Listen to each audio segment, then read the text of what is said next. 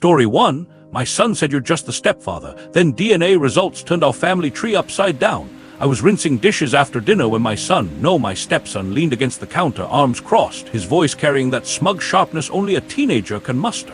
You're just the stepfather, you know, not my real dad. He didn't yell it. He didn't need to. The words slid out like a knife that had been waiting for years, aimed right between my ribs. I froze, plate in hand, water still running.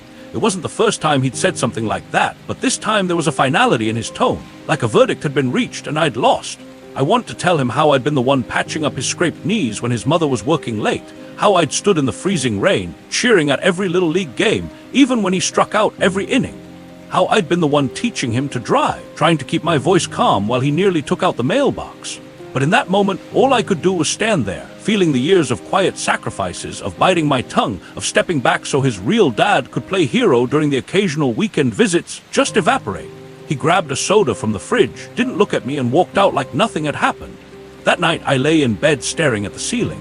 My wife, Claire, was asleep beside me, her breathing steady. I kept replaying his words, dissecting them, wondering how it had come to this. I thought we'd built something, if not love, then at least respect. But maybe I'd been lying to myself. Maybe to him I'd always been an intruder, and yet buried under the hurt there was something else gnawing at me, a question I'd never allowed myself to fully consider. Asterisk, why was he so sure I wasn't his real dad? Asterisk. See, there was a moment, years ago, when Claire and I first got together, that the timelines hadn't quite added up. She'd insisted her ex was the father, and I believed her. Or maybe I just wanted to believe her, because the alternative meant unraveling our entire life together before it had even begun. But now, that seed of doubt I'd buried was breaking through the soil. 2 days later, I caught myself staring at my son across the breakfast table.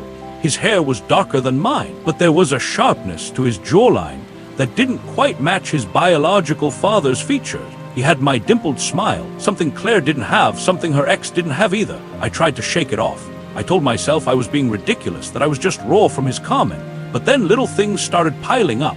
The way my mother used to joke, he looks more like you every day.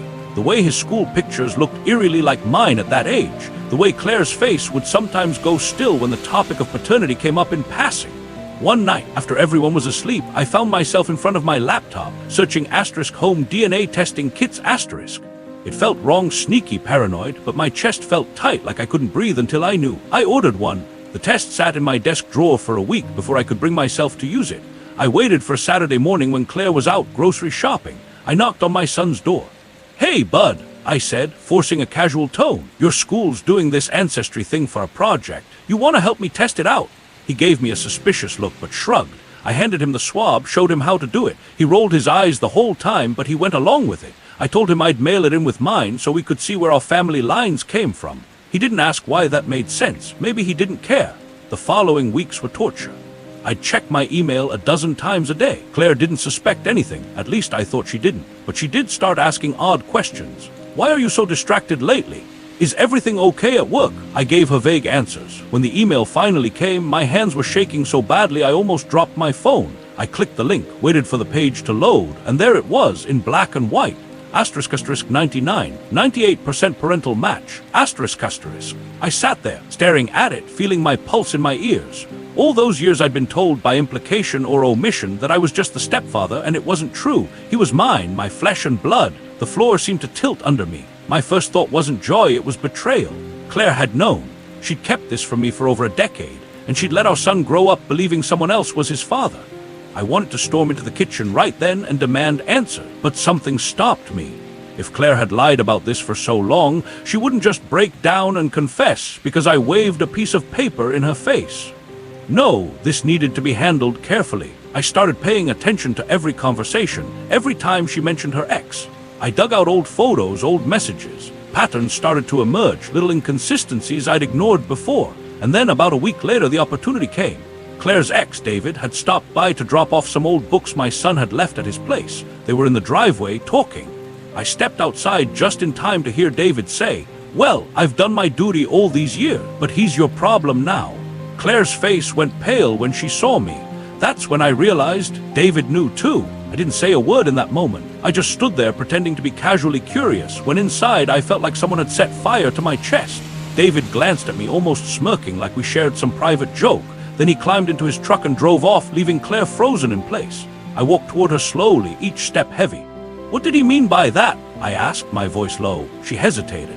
It's nothing. He's just being dramatic. Dramatic, I repeated.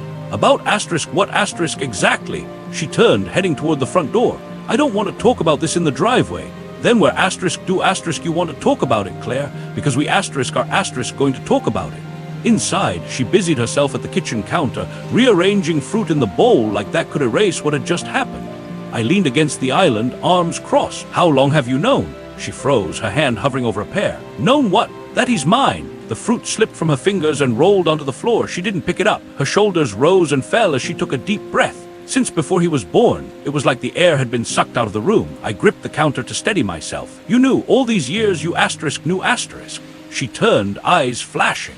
What was I supposed to do, huh? You were barely in my life when I found out I was pregnant. You'd have bolted if I told you. I laughed, a bitter, hollow sound. You don't get to decide what I would have done. You don't get to rewrite my life for me because it was more convenient for asterisk you asterisk. Her face hardened. David wanted to be the father. He had stability money, and I didn't. I cut in. I may not have had as much, but I had asterisk me asterisk. I had the right to know, and he had the right to know the truth about who he is. That last part seemed to hit her. She turned away, leaning against the sink. I thought it was better this way, she said quietly. David and I agreed it would be less complicated. We wanted him to have a normal upbringing. Normal, I snapped. You mean a asterisk false asterisk one? You built his whole life on a lie, and you let him treat me like I was just the guy who married his mom. You stood there and let him believe I was nothing. Her voice was sharp now, defensive. And what would telling him have done? You think he'd have magically loved you more? You think it would have erased all the resentment? No, I said, my voice shaking, but at least it would have been real. The silence between us was suffocating. She finally said, if you tell him now, it'll blow everything up. He'll hate me. He might hate you too. I stepped closer, my eyes locked on hers. Claire, this isn't about asterisk you asterisk anymore. This is about a kid who's been lied to his whole life. She shook her head, almost pleading. Please, just let it go. He's 18 soon. He's going off to college. We can keep things as they are until then. I stared at her like I didn't recognize her anymore. You want me to keep playing the outsider for another year knowing the truth? She didn't answer. That was all I needed. I didn't tell her then, but I had already decided if she wouldn't tell him, I would. But I couldn't just blurt it out in anger. It had to be done in a way that couldn't be twisted, couldn't be denied. So I waited. I kept my distance from her, polite but cold, while I planned. I started gathering every piece of proof I had, the DNA results, old pictures, even a few receipts from the time we'd been together before she married David. I wanted there to be no doubt. The breaking point came sooner than I expected. A month later, I was driving my son home from school. He'd failed his driving test again, and he was in one of those sulky moods where every word came out as an insult. Somewhere between the second and third red light, he muttered, David wouldn't have been this hard on me. At least he actually cares. I gripped the steering wheel so hard my knuckles turned white. I could have let it slide like I always did, but the words that had been building for weeks finally broke through. David isn't your father, I said. The silence that followed was absolute. He turned to look at me, his expression caught between confusion and disbelief. What are you talking about? I pulled into a parking lot and parked. My hands were trembling, but my voice was steady. I'm talking about the fact that I am. I've got the DNA test to prove it. Claire knew the whole time, so did David.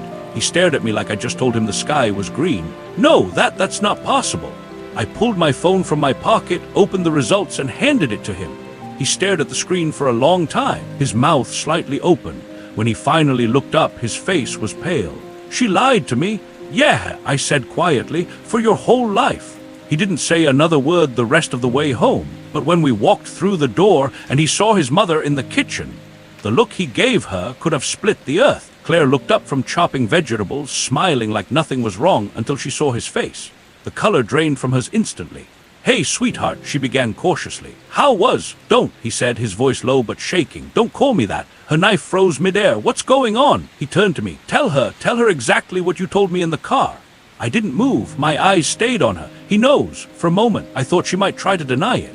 But her eyes flickered to the phone still in his hand, the DNA test glowing on the screen. She set the knife down carefully, as if she were defusing a bomb. I was going to tell you when you were older, she said. Older? His voice cracked. I'm 17. When exactly were you planning on doing that? When I'm 30 or never? Claire's lips parted, but no words came out. You let me think David was my dad, he continued, his voice rising. You let me hate him when he messed up, and love him when he didn't deserve it. And all this time, the one guy who actually is my dad, he broke off, shaking his head. You made him a stranger in my life. Her hands trembled. It wasn't like that. I was trying to protect you. From what? He snapped. From the truth, from knowing who I am. She took a step toward him. He stepped back. It's not that simple. When I found out I was pregnant, David was there. He was steady. Your real father. She glanced at me, then looked away, wasn't ready to be a parent. I clenched my fists. I never got the chance to be ready, Claire. You made that decision for me. She looked between us, desperation creeping into her voice. If I had told you back then, everything would have been chaos. I thought I was giving you both stability. My son let out a short, bitter laugh. Stability built on a lie isn't stability, Mom. It's a time bomb. The room went quiet except for the faint hum of the refrigerator. He set my phone down on the counter, the DNA results still visible. I don't even know who I am anymore, he said softly, almost to himself. I stepped forward. You're still you. That doesn't change. What changes is knowing where you come from, and that's something you have a right to. His eyes met mine for a brief moment. There was something there, a flicker of connection, maybe, or maybe just confusion. Then he grabbed his backpack and stormed down the hall, slamming his bedroom door so hard the frame rattled. Claire leaned against the counter, her hands covering her face. I stayed where I was. The urge to comfort her was there out of habit, but I forced it down. She lowered her hands. You've ruined everything, she whispered. I stared at her, my voice low but sharp. No, Claire, you ruined everything the day you decided I wasn't good enough to know my own son. Her jaw tightened. He's going to hate me now. That's not on me, I said. That's on the choices you made. She turned away, muttering something I couldn't catch. I let her. My mind was already somewhere else, on my son, alone in his room, processing everything. I gave him space that night, but the next morning I knocked on his door. He didn't open it at first, but I said, look, I know you probably hate me right now, but I'm not going anywhere. I need you to hear me out. The door cracked open, just enough for me to see one wary eye. I didn't know, I said. If I had, I would have been there from day one. I can't change the past, but I want to be here now if you'll let me. He didn't answer, but he didn't shut the door either. That felt like something. The next few days were tense. He barely spoke to either of us, and when he did, it was short, clipped answers. Claire tried to smooth things over, cooking his favorite meals, offering to take him shopping, but he avoided her. And then came the day he asked to see David. Claire balked at the idea, but I told her, let him. He needs answers from everyone, not just us. When he came back from that meeting, his expression was strange. Not angry, not sad, more like someone who'd had a curtain pulled back on their entire life. He knew, my son said simply. David knew I wasn't his kid, said he stayed because he didn't want to lose you, Mom. Claire's face went white. And he said, my son added, turning to me, that if I wanted to know the whole truth, I should ask you about the year before I was born. I felt my stomach twist, because I knew exactly what he was talking about. His eyes locked on mine, and for a second it felt like the air between us was electrified. The year before I was born, he repeated like he was testing me. What happened? Claire jumped in fast. You don't need to drag up the past. It won't change anything. I held up a hand. Stop! My voice was sharper than I intended, but I didn't care. She'd done enough controlling of the narrative. I motioned toward the living room. Sit down. You want the truth. You're going to get all of it. He sat on the edge of the couch, backpack still slung over one shoulder, as if he wasn't sure whether to stay or bolt. Claire lingered by the kitchen doorway, arms folded like she wanted to be anywhere else. I took a deep breath. The year before you were born, things were messy. I'd been seeing your mom for a while, but we weren't exclusive, not at first. I was 24, working 2 jobs, trying to figure my life out. She was fun, exciting, but she kept me at arm's length.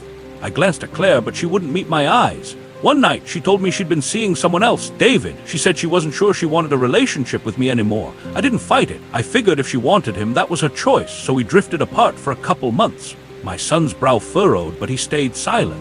Then one night, out of nowhere, she called me, said she missed me. We ended up spending the night together. After that, it was on and off. She'd see me, then him. I didn't know the overlap was that bad. I thought she'd broken it off with David for good. Turns out she never did.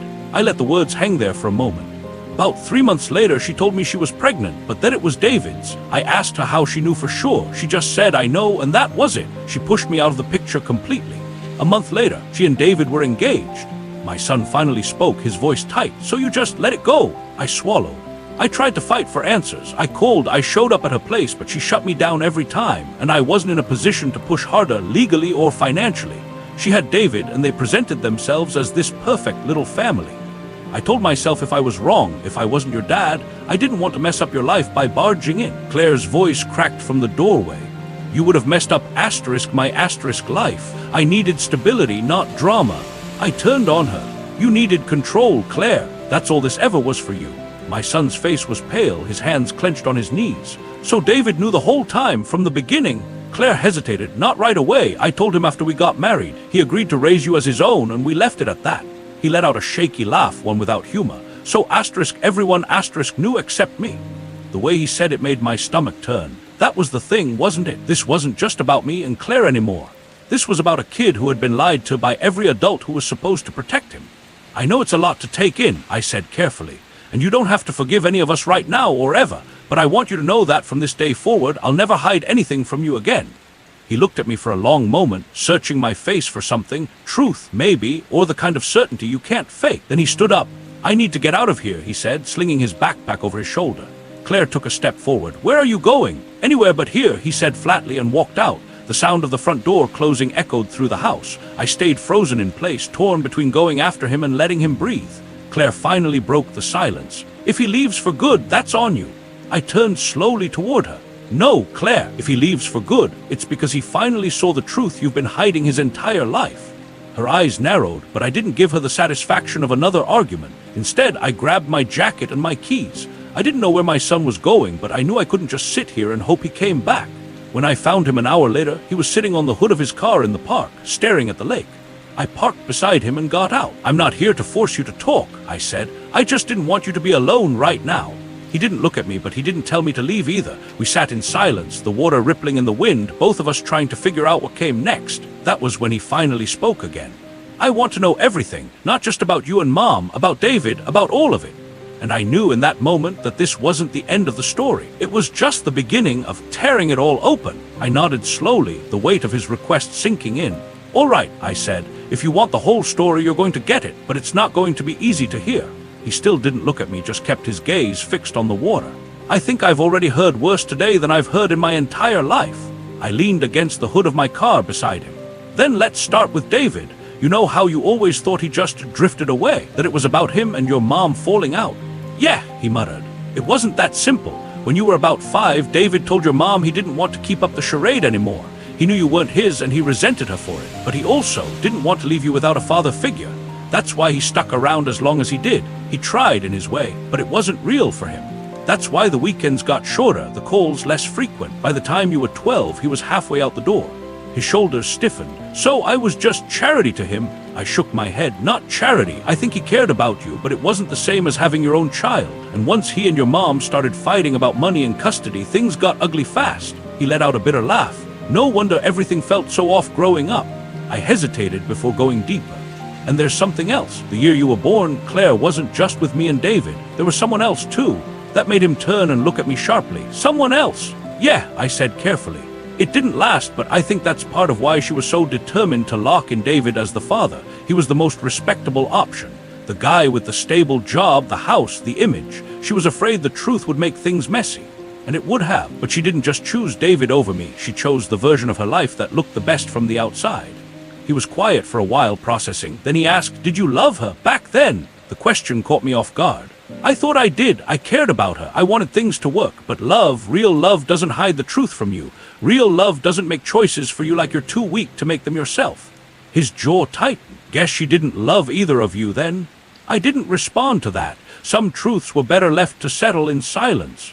We stayed there for another hour, talking in pieces. I told him about the night I found out she was engaged to David. How I drank myself sick, thinking I'd lost my shot at a family. How I convinced myself for years that I'd dodged a bullet, even though deep down I'd always felt something was missing. At one point he asked, "So why'd you even marry her later if you knew she'd lied before?" That question hit harder than I expected. Because I thought she'd change. Because when we reconnected after she split from David, she told me she wanted a fresh start. And I wanted to believe her. I wanted to believe we could build something honest. He shook his head slowly, like he was piecing together a puzzle that had been scrambled his whole life. And instead she just kept lying. We didn't talk much after that. When we finally drove home, the house felt colder than before. Claire was sitting at the table, eyes red, a half-empty glass of wine in front of her. She looked up. "Where have you been?" "With him," my son said flatly, nodding toward me. Her eyes flicked to me sharp. "What did you tell him?" "The truth," I said simply. She slammed her glass down, wine sloshing onto the table. "You don't get to decide what's best for him. Neither do you." I cut in. "Not anymore." She stood, her voice trembling now. "You're tearing this family apart." I stepped forward, my voice low but steady. "No, Claire, you built this family on lies. I'm just the one finally telling the truth." My son looked between us, his face set. "I can't stay here right now. I'm going to Dad's." He caught himself, glanced at me and corrected. "I mean to David's." Claire flinched at that. I saw the hurt in her eyes, but I didn't step in. This wasn't my moment to save her from the consequences of her choices. When he left that night, the house went completely still. Claire stood in the kitchen, staring at the door like she could will him back. And I stood there, realizing that whatever came next, our family would never look the same again. When the letter was finally read aloud, the room changed. It wasn't just paper and ink, it was Grandma's voice, steady and unshakable, cutting through every lie they had built. To my grandson, the one they always underestimated, I know what they've done and I know what you've endured. This is my final gift to you, not for what you've done for me, but for who you've become despite them. There was no argument left in them. No fake smiles, no whispered excuses, just the quiet sound of reality setting in. When we walked out of that office, I didn't feel like I'd won. I felt lighter, like I'd finally been given permission to stop carrying the weight of their expectations and resentment. The inheritance wasn't the victory. Being seen for who I was, without them rewriting the story, was. And maybe the best revenge is simply living a life they can't control anymore. Story 2. My daughter said her husband deserved my house for putting up with me, so I gave it to her ex instead. I was standing at the kitchen sink, hands still damp from rinsing the last of the dinner dishes, when my daughter dropped the sentence that would split our family like a tree hit by lightning. "Dad, you should really just put the house in Derek's name. He's been putting up with you all these years. He deserves it." For a moment, I thought I'd misheard her. My hearing isn't what it used to be, and she'd spoken so casually, like she was commenting on the weather or asking me to pass the salt. But when I turned to look at her, she was leaning against the doorway, arms folded, eyes cold and steady. I laughed. A short, awkward chuckle that sounded more like a cough. "You're joking." Her lips didn't twitch. "No, I'm not." My heart thudded. Not from fear, at least, not the kind that makes you run, but from that slow, sick heaviness that comes when someone you love reveals they've been seeing you in a way you never imagined. I stared at her. "This is my home.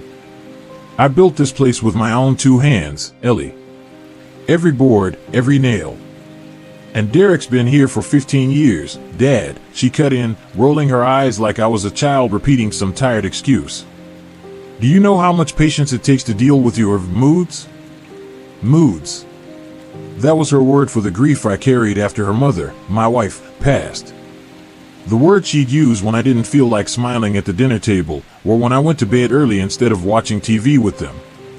My moods were the nights I sat in the garage with a beer, staring at the old photo albums, trying not to cry too loud. I gripped the counter to keep my hands from shaking. "He's your husband. He's supposed to be there for you. For us. Not, take my house." Her jaw tightened.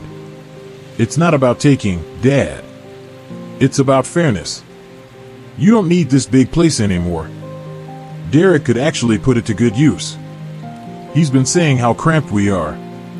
I felt the blood rush to my face.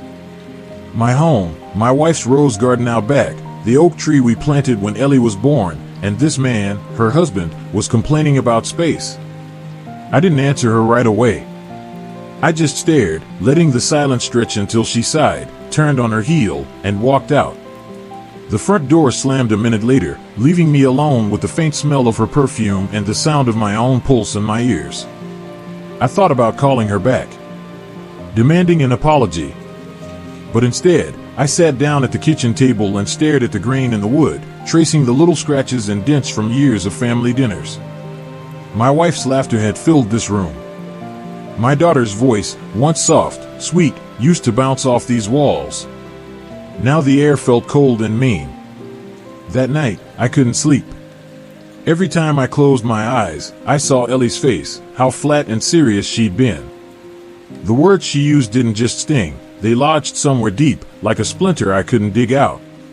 The next morning, Derek showed up. No knock, no call, just walked right in like he owned the place already. "Morning, sir," he said, though his tone had all the warmth of a banker foreclosing on a house. "Ellie told me you two talked last night. I think it's a great idea." My stomach nodded. A great idea. He nodded, strolling around like he was taking inventory. His eyes lingered on the antique clock in the living room, the kind my wife had loved. "Yeah. We could renovate, maybe knock down a wall or two. Ellie and I want to start a family soon, you know? would be perfect for the kids. I clenched my jaw.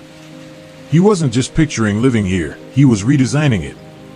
Like my memories were just bad wallpaper to be stripped away. I didn't kick him out.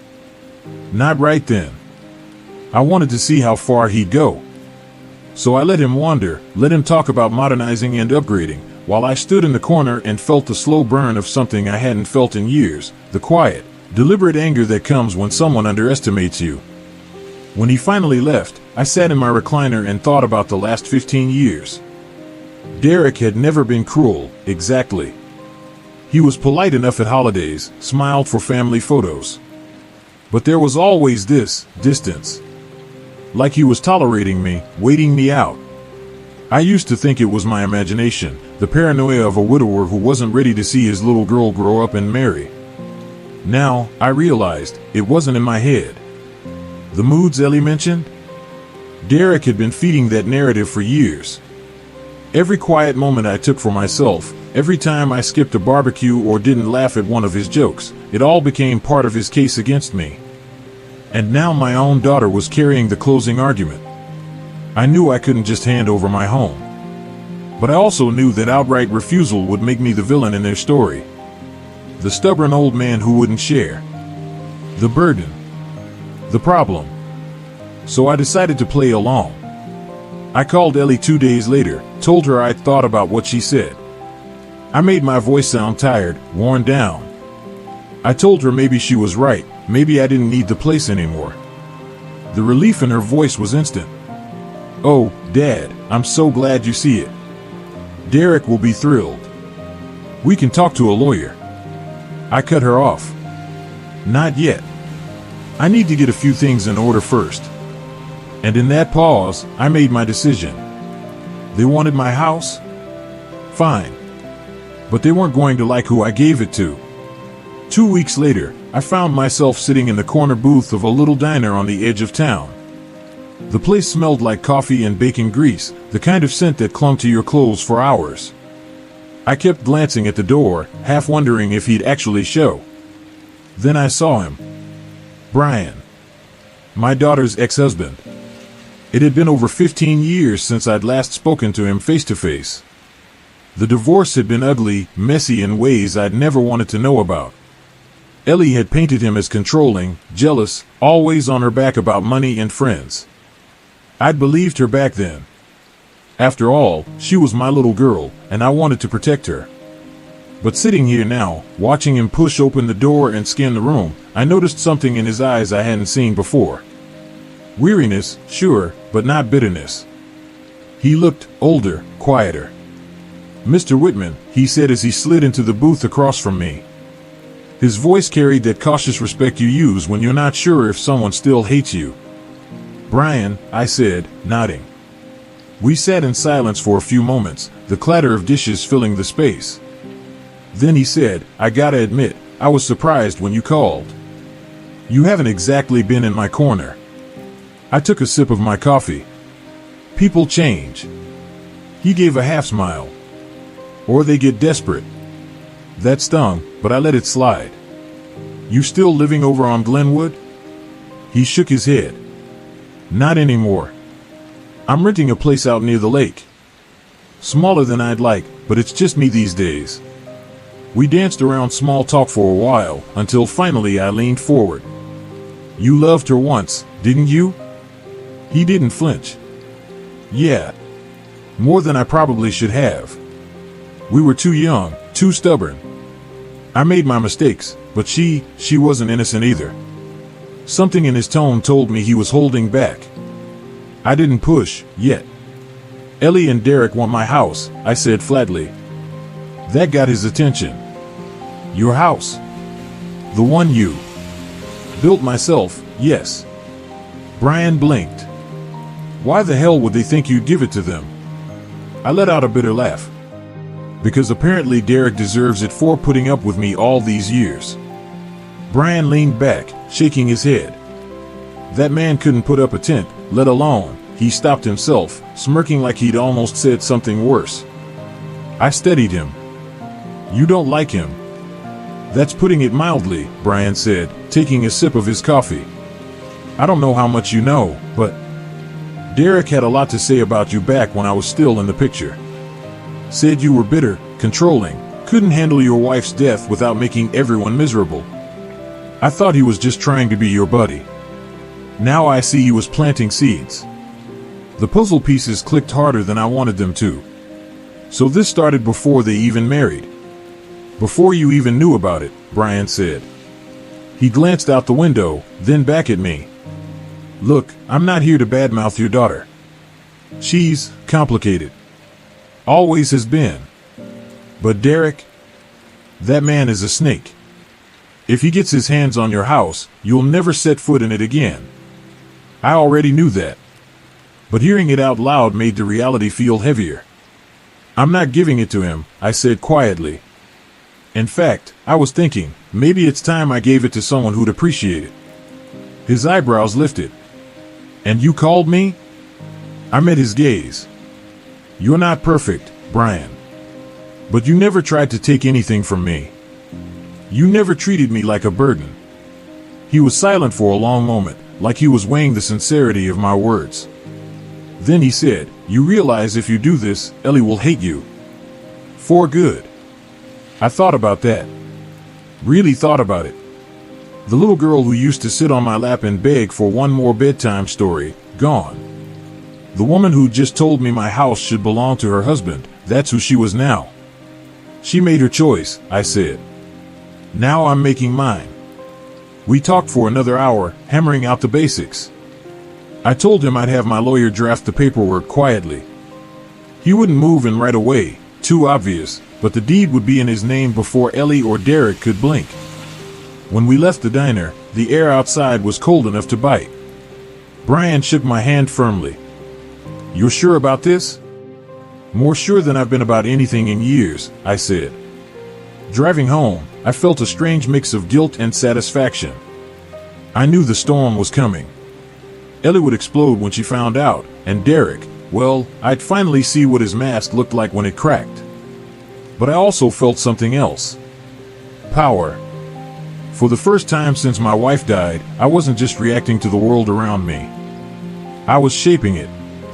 That night, I slept better than I had in months. 3 days later, Ellie called me.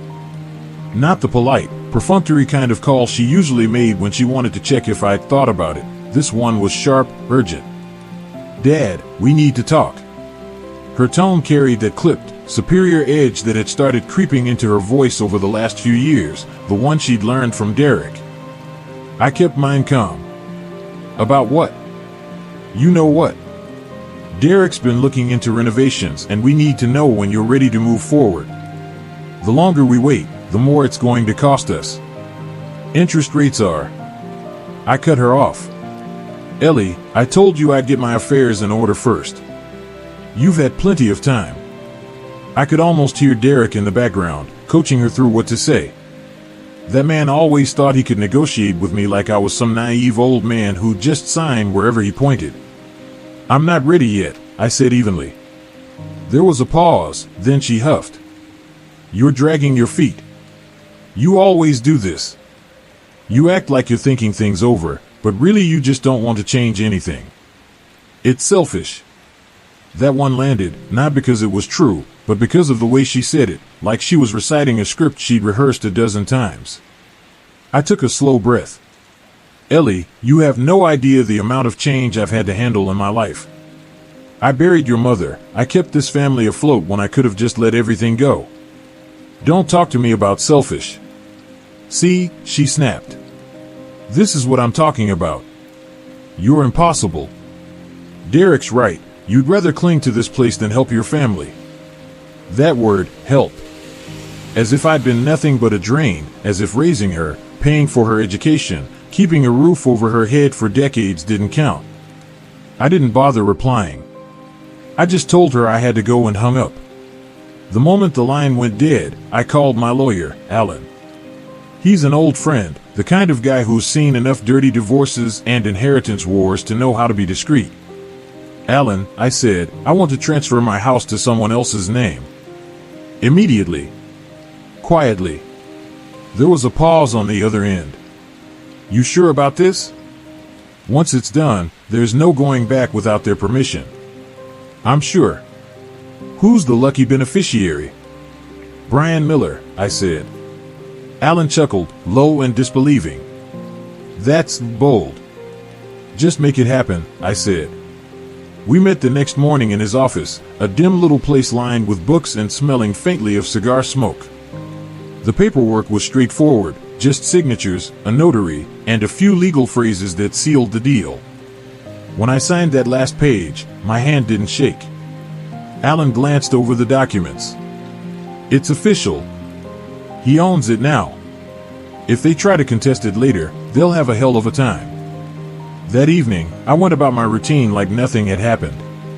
Cooked myself some dinner, watched the news, even read a bit before bed. But under it all, I carried the quiet knowledge that I'd just pulled the rug out from under Derek and Ellie. The call came 2 days later. Ellie's voice was high and strained, almost panicked. Dad, what's going on? Derek just got off the phone with the county.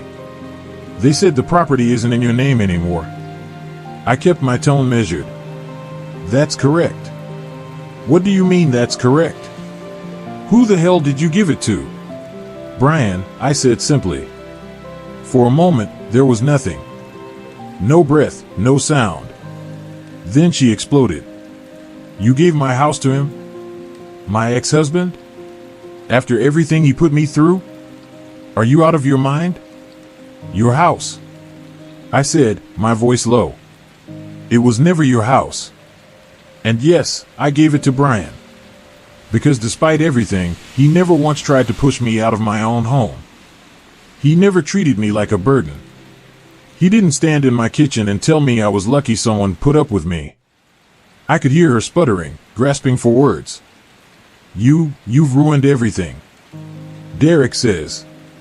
I don't care what Derek says, I cut in, my patience snapping. He's been circling my house like a vulture for years, waiting for me to keel over so he could claim it. Well, he can keep waiting. You've chosen him over me, she said, her voice breaking.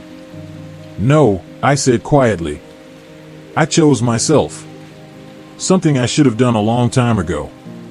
She hung up without another word. I stood there in the kitchen for a while, staring out the window at the oak tree in the yard. It was early spring, little buds starting to form, the promise of something new. And for the first time in years, I felt like I'd just planted something worth growing. The silence after that call was heavier than I expected. For the first few days, I half anticipated Ellie would show up at my doorstep, maybe yelling, maybe crying, maybe with Derek in tow trying to play the reasonable mediator. But no one came. The house stayed quiet except for the occasional creak of the old floorboards and the hum of the fridge. I told myself I should enjoy the peace, but the truth was, it stung. Not because I doubted my choice, I didn't, but because the absence of my daughter wasn't something I'd ever thought I'd have to get used to. It was on the fourth day that the first shot was fired. I was reading in the living room when my phone buzzed. It was a text from an unknown number, though I knew the style right away. Asterisk, hope you're happy, old man. You just made the biggest mistake of your life, asterisk. No signature, but it didn't need one. Derek always thought subtlety was for cowards. I didn't reply. 2 hours later, my mailbox had a fresh stack of envelopes, all of them from the county assessor's office, a real estate agency, and, most tellingly, a home renovation company. Derek wasn't wasting time. He was already trying to dig into what he thought he'd lost. That evening, I called Brian. You might get some unwanted attention soon, I told him. He chuckled dryly. Already did. Your daughter's been blowing up my phone. Says I stole her inheritance. What did you tell her? That it's not an inheritance if the owner's still breathing, he said. And that maybe she should have treated you better if she wanted to be in your will. I couldn't help it, I laughed. Really laughed. It felt strange, foreign, like it hadn't been in my chest for years. But the laugh stopped 2 days later when I got the knock at my door. I opened it to find Ellie standing there. No Derek, just her. She looked tired, eyes rimmed red, her hair pulled back in that messy bun she used to wear when she was younger. "Dad," she said, her voice softer than I'd heard it in months. "Can we talk?" I stepped aside. She walked in slowly, glancing around like she was seeing the house for the first time in years. Her gaze lingered on the family photos still hanging in the hallway. We sat in the kitchen. I didn't offer her coffee. "Why?" she asked finally. "Why would you give him the house? You know what we went through." I leaned back. "I know what you told me you went through. And maybe some of it's true. But Ellie, the man you married now? He's worse. He's been undermining me for years, and you let him." Her jaw tightened. "Derek's not perfect, but..." "But what?" I asked sharply. "But he's good at making you think you're on the same team while he lines up his next move. He wanted this house more than he wanted you. You just didn't see it." She looked down, picking at a loose thread on her sweater. "Ellie," I said quietly, "do you remember when your mom and I planted that oak tree out back? You were 4. You wanted to dig with your own little plastic shovel, remember? We told you it'd grow big and strong if we took care of it." She nodded faintly. "This house, it's like that tree. I took care of it. I built it, protected it. Derek wanted to cut it down and build something shiny in its place. I couldn't let that happen." Her voice cracked. "You didn't have to pick Brian to spite him." I paused. It wasn't about spite. Brian's not my favorite person, but he respects what's mine. That's more than I can say for Derek. She stared at me for a long moment. "You've changed, Dad." "No," I said. "I just stopped letting other people write my story." She stood then, slowly, like she was carrying something heavy in her chest. At the door, she turned back. "I don't know if I can forgive you for this." I met her eyes. "That's your choice. But I'm not sorry." She left without slamming the door. That somehow hurt more. That night, as I sat in the quiet, I realized something. I'd lost my daughter a long time ago. What I'd done was just the moment we both had to admit it. And maybe, just maybe, that was the start of me getting myself back. A week passed before the next ripple hit.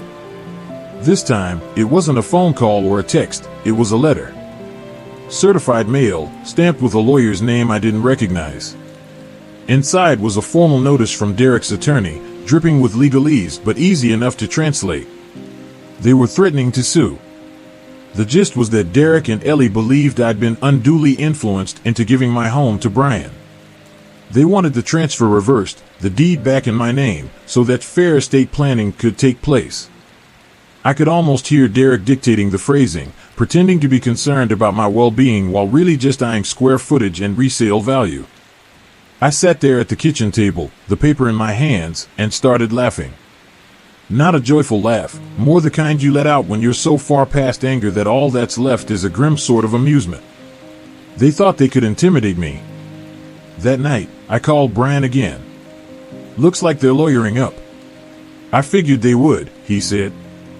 "But if Alan did his job, and I know he did, there's nothing they can do." Still, I didn't like the idea of strangers digging through my personal business. So the next morning, I went down to Alan's office, slapped the letter on his desk, and asked, "Can they touch this?" Alan scanned the page, then smirked. "Nope. They can waste their money trying, but the property's been legally transferred. It's ironclad. Best they can do is hope you or Brian caves under pressure." I nodded. "Then they'll be waiting a long time." And so began the campaign. Ellie started showing up unannounced, sometimes alone, sometimes with Derek, knocking on my door with those two wide smiles and voices dripping with full concern. "Dad, we just want to make sure you're okay. Old houses can be a lot to keep up with. Wouldn't it be nice to relax, not have to worry about maintenance? We could make it a home for your future grandkids. Doesn't that sound wonderful?" Each time, I'd stand in the doorway, blocking their view inside, and say the same thing, "It's not mine to give." And each time, Derek's jaw would tighten just a little more. One afternoon, they tried a different tactic. Ellie came alone, holding an old photo album. She sat across from me at the kitchen table, flipping through pages of birthdays, vacations, Christmas mornings. Her voice was softer than usual, almost trembling. "Do you really want these memories tied to Brian?" she asked. "To the man who?" "Ellie," I cut in, "the memories aren't tied to the deed. They're tied to the people who lived them. And the man who's been trying to erase me from them? That's the one you chose to marry." She closed the album without another word. By late spring, I stopped hearing from her entirely. No more calls, no more visits. The silence felt strange at first, like I'd lost a limb, but as the days passed, I realized how much lighter I felt without the constant push and pull. Brian and I started talking more. Not about the house, that was done, but about other things. Fishing spots, old movies, even the occasional memory about Ellie back when she was younger and easier to love. We never pretended we'd be close friends, but there was a mutual understanding between us now. Neither of us had any illusions left about who she'd become. Then, one evening in early summer, Brian called me out of the blue. "You might want to know," he said, "Derek and Ellie just put their place up for sale. Asking price is way too high. I'm guessing they thought they'd be moving into yours by now." I felt a slow, dark satisfaction settle in my chest. They gambled and lost. The house they were banking on, the future they thought they had locked down, was gone. And the best part? They had no one to blame but themselves. By midsummer, the air in town felt different.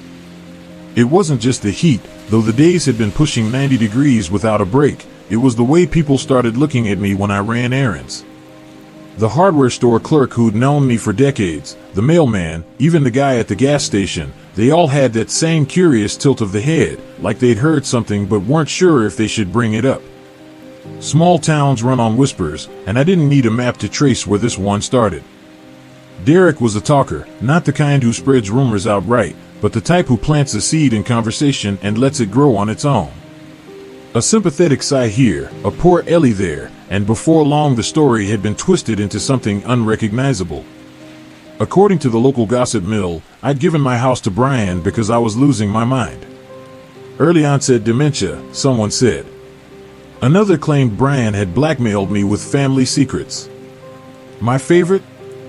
That I'd been secretly rooting for Ellie's first marriage to work because I hated Derek so much, and when it failed, I'd been waiting for revenge. I let them talk. The truth had a funny way of revealing itself over time, and in the meantime, I wasn't about to dignify their nonsense with a public defense.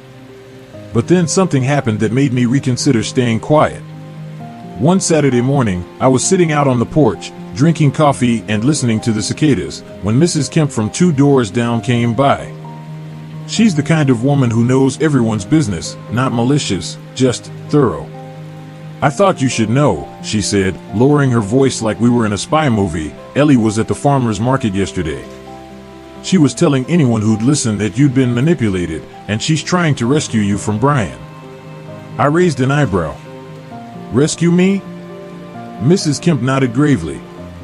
"Says she's afraid he's going to sell the place out from under you. She's even got a petition going to reclaim the property for the family." I couldn't help it, I laughed. A deep, unrestrained laugh that startled a couple of crows off the power line. "She can get all the signatures she wants," I said. "It's not her name on the deed." Mrs. Kemp smiled faintly, but I could tell she wanted more. "You sure you don't want to set the record straight?" "No," I said. "Let them think what they want. Truth's for the people who deserve it." Still, that night, I found myself thinking about what Mrs. Kemp had said. Not because I was worried about the petition, legally, it was meaningless, but because it showed me something important. Ellie wasn't done. She'd shifted from legal threats to a charm offensive, playing the concerned daughter to rally public opinion. It was a smart move. Manipulative, but smart. And it told me she was desperate. 2 weeks later, the desperation became impossible to hide. I was out mowing the lawn when a car I didn't recognize pulled into the driveway. Out stepped a man in a cheap suit, holding a clipboard. "Mr. Whitman?" he asked. I nodded. "I'm a private investigator. Hired to look into Brian Miller's financial history." I didn't need to guess who had hired him. Not interested, I said, turning back toward the mower. But he followed me a few steps.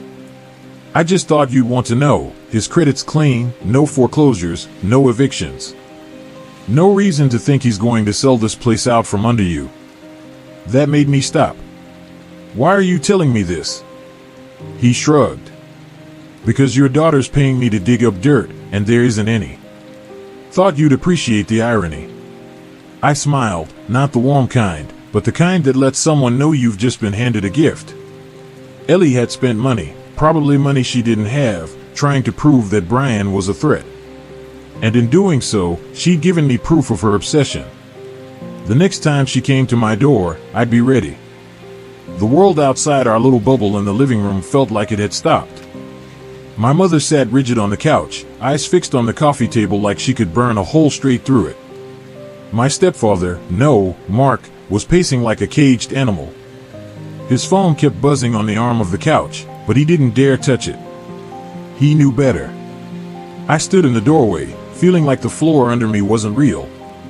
For so many years, I'd let myself believe this was a family. That we were imperfect but ours. Now, I saw it for what it was, an arrangement. A convenience. A long con that had just unraveled in front of everyone. Mom was the first to speak. Her voice was brittle, like it might snap in half. Asterisk, how long have you known? Asterisk. Mark opened his mouth, but the answer didn't come. His lips trembled like a man searching for the right lie but knowing he didn't have one. Asterisk, it doesn't matter now. The results, asterisk. It matters to me, Mom interrupted, her voice sharp enough to draw blood. He swallowed, eyes darting toward me like I'd somehow throw him a lifeline. I didn't. Since you were 5, he finally admitted, voice low. Asterisk, I knew there was a chance. I didn't want to believe it. I didn't want to lose, asterisk. Asterisk, you didn't want to lose what, Mark? Control? The ability to call yourself a father when it suited you, but remind me I was just a stepfather when it didn't? Asterisk. The words came out harsher than I expected, but I didn't stop. Years of half-swallowed resentment bubbled up and poured out. Asterisk, you knew, and you stayed. You made me believe I was unwanted, like I was a guest in my own home. And for what? To keep your little kingdom intact? Asterisk. He flinched, and for a moment, I thought I saw regret. But it wasn't the kind of regret that changes a man, it was the kind that comes from losing power. Mom stood then, shoulders squared. She looked smaller somehow, but her voice was steel. Asterisk, pack a bag, Mark. You're leaving tonight. Asterisk. His face drained of color. Laura, be reasonable. Asterisk, I've been reasonable for 20 years. I'm done. Asterisk. He tried again, appealing to me now. You're still my son. No, I said flatly. Asterisk, you're the man who lived in my house. That's it. Asterisk. That broke something in him. He looked like he wanted to argue, but the weight in the room pressed down too heavy. He turned, muttering under his breath, and headed upstairs. The sound of drawers opening, hangers scraping, and a suitcase zipper filled the silence. Mom and I didn't speak until the front door finally shut behind him. We sat there for a long time, the clock ticking between us. She reached for my hand, and for the first time since I was a kid, I didn't pull away.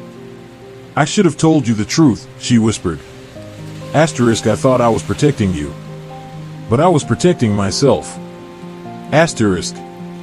I didn't know how to forgive her yet, but in that moment, I decided I'd try. The DNA results hadn't just exposed a lie, they'd freed me from it. And for the first time in years, I could breathe. I sat there in the quiet, the soft hum of the fridge in the background, my hands wrapped around a mug that had long gone cold. It's strange how silence can feel heavy, almost alive. For years, I thought I was building something solid, family dinners, birthdays, those small rituals you don't even think about until they're gone. Now, every memory feels like a photograph someone left out in the rain, edges curling, colors fading. I keep thinking about the look in his eyes when he called me just the stepfather. I've replayed it 100 times, trying to convince myself he didn't mean it the way it sounded. But the truth is, it doesn't matter how he meant it. It matters how it felt. And it felt like a door slamming shut in my face. You spend years pouring yourself into someone, hoping they'll see you, not just the role you play, but the person you are. And when they don't, you start wondering if maybe you were invisible the whole time. I'm not angry anymore. Not in the sharp, burning way I was before. Now it's a different kind of ache, dull, deep, the kind that sits with you in the quiet hours of the night. It's the ache of realizing that love doesn't always return to you the way you gave it.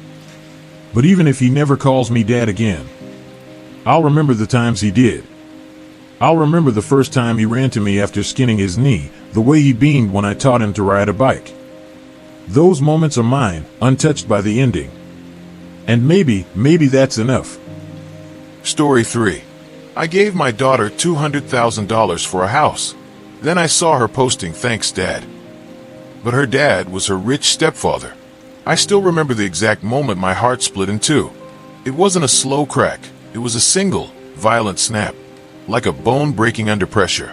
I was scrolling through Facebook, half asleep, when I saw the photo. My daughter Emily, standing in front of a gorgeous 2-story house, keys in hand, beaming like she'd just won the lottery.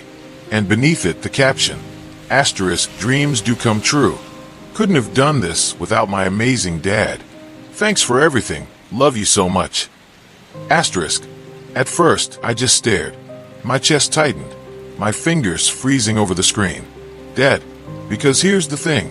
I was the one who gave her $200,000 for that house. Not her stepfather. Not Mark, the wealthy surgeon who married my ex-wife 5 years ago and swooped in like some kind of savior. Me, her real father. The one who worked double shifts at the plant for 20 years, who skipped vacations, who ate ramen for months just to save up for her future. And now, she was thanking him. I zoomed in on the photo, my stomach churning. There he was, Mark, standing beside her, his arm around her shoulders, grinning like he'd personally handed her the deed. The comments were worse. Mark is the GOAT dad. So lucky to have a father like him. This man is a legend.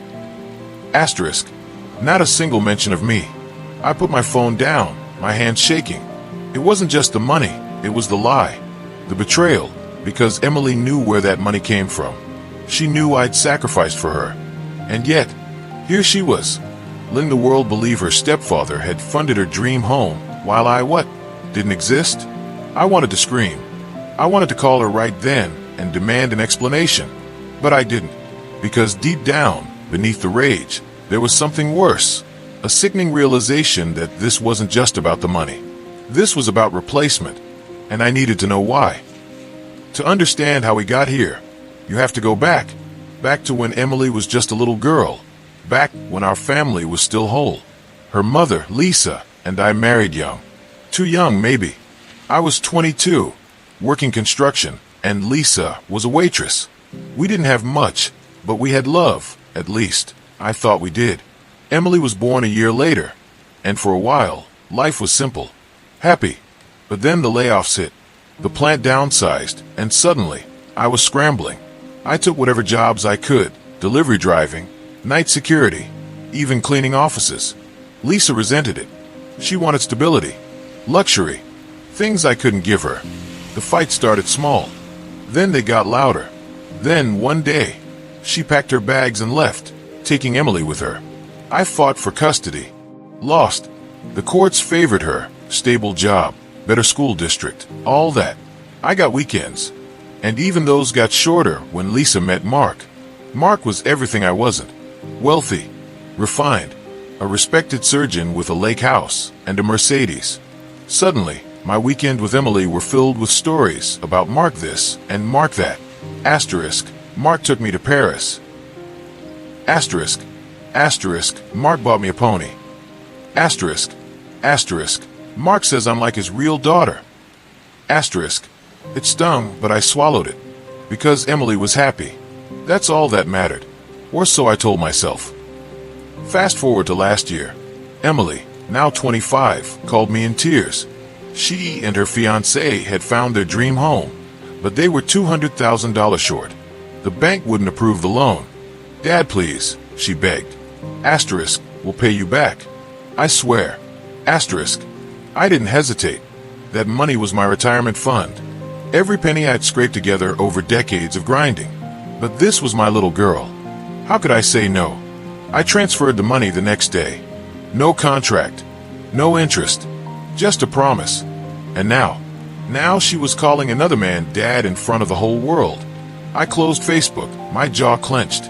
This wasn't an accident. This wasn't a mistake. This was a choice. And I was going to find out why. I waited 3 days before calling her.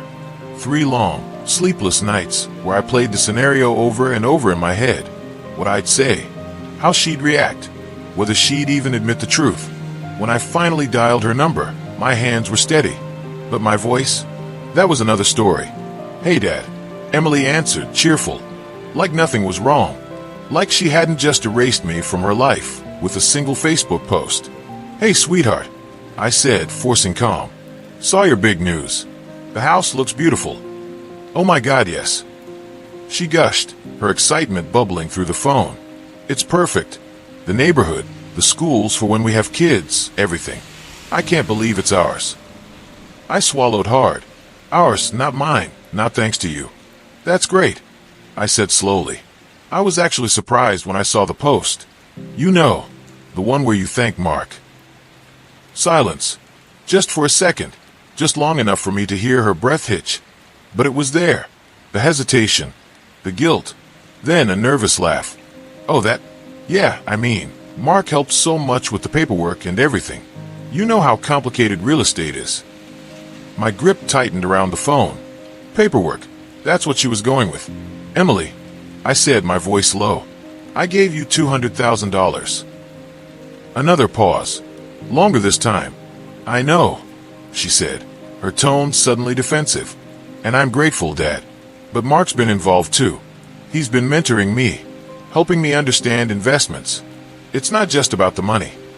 Not just about the money." The words hit me like a punch, because that's exactly what it was about. Every sacrifice I'd made, every ramen noodle dinner, every missed vacation, all reduced to a footnote in Mark's story.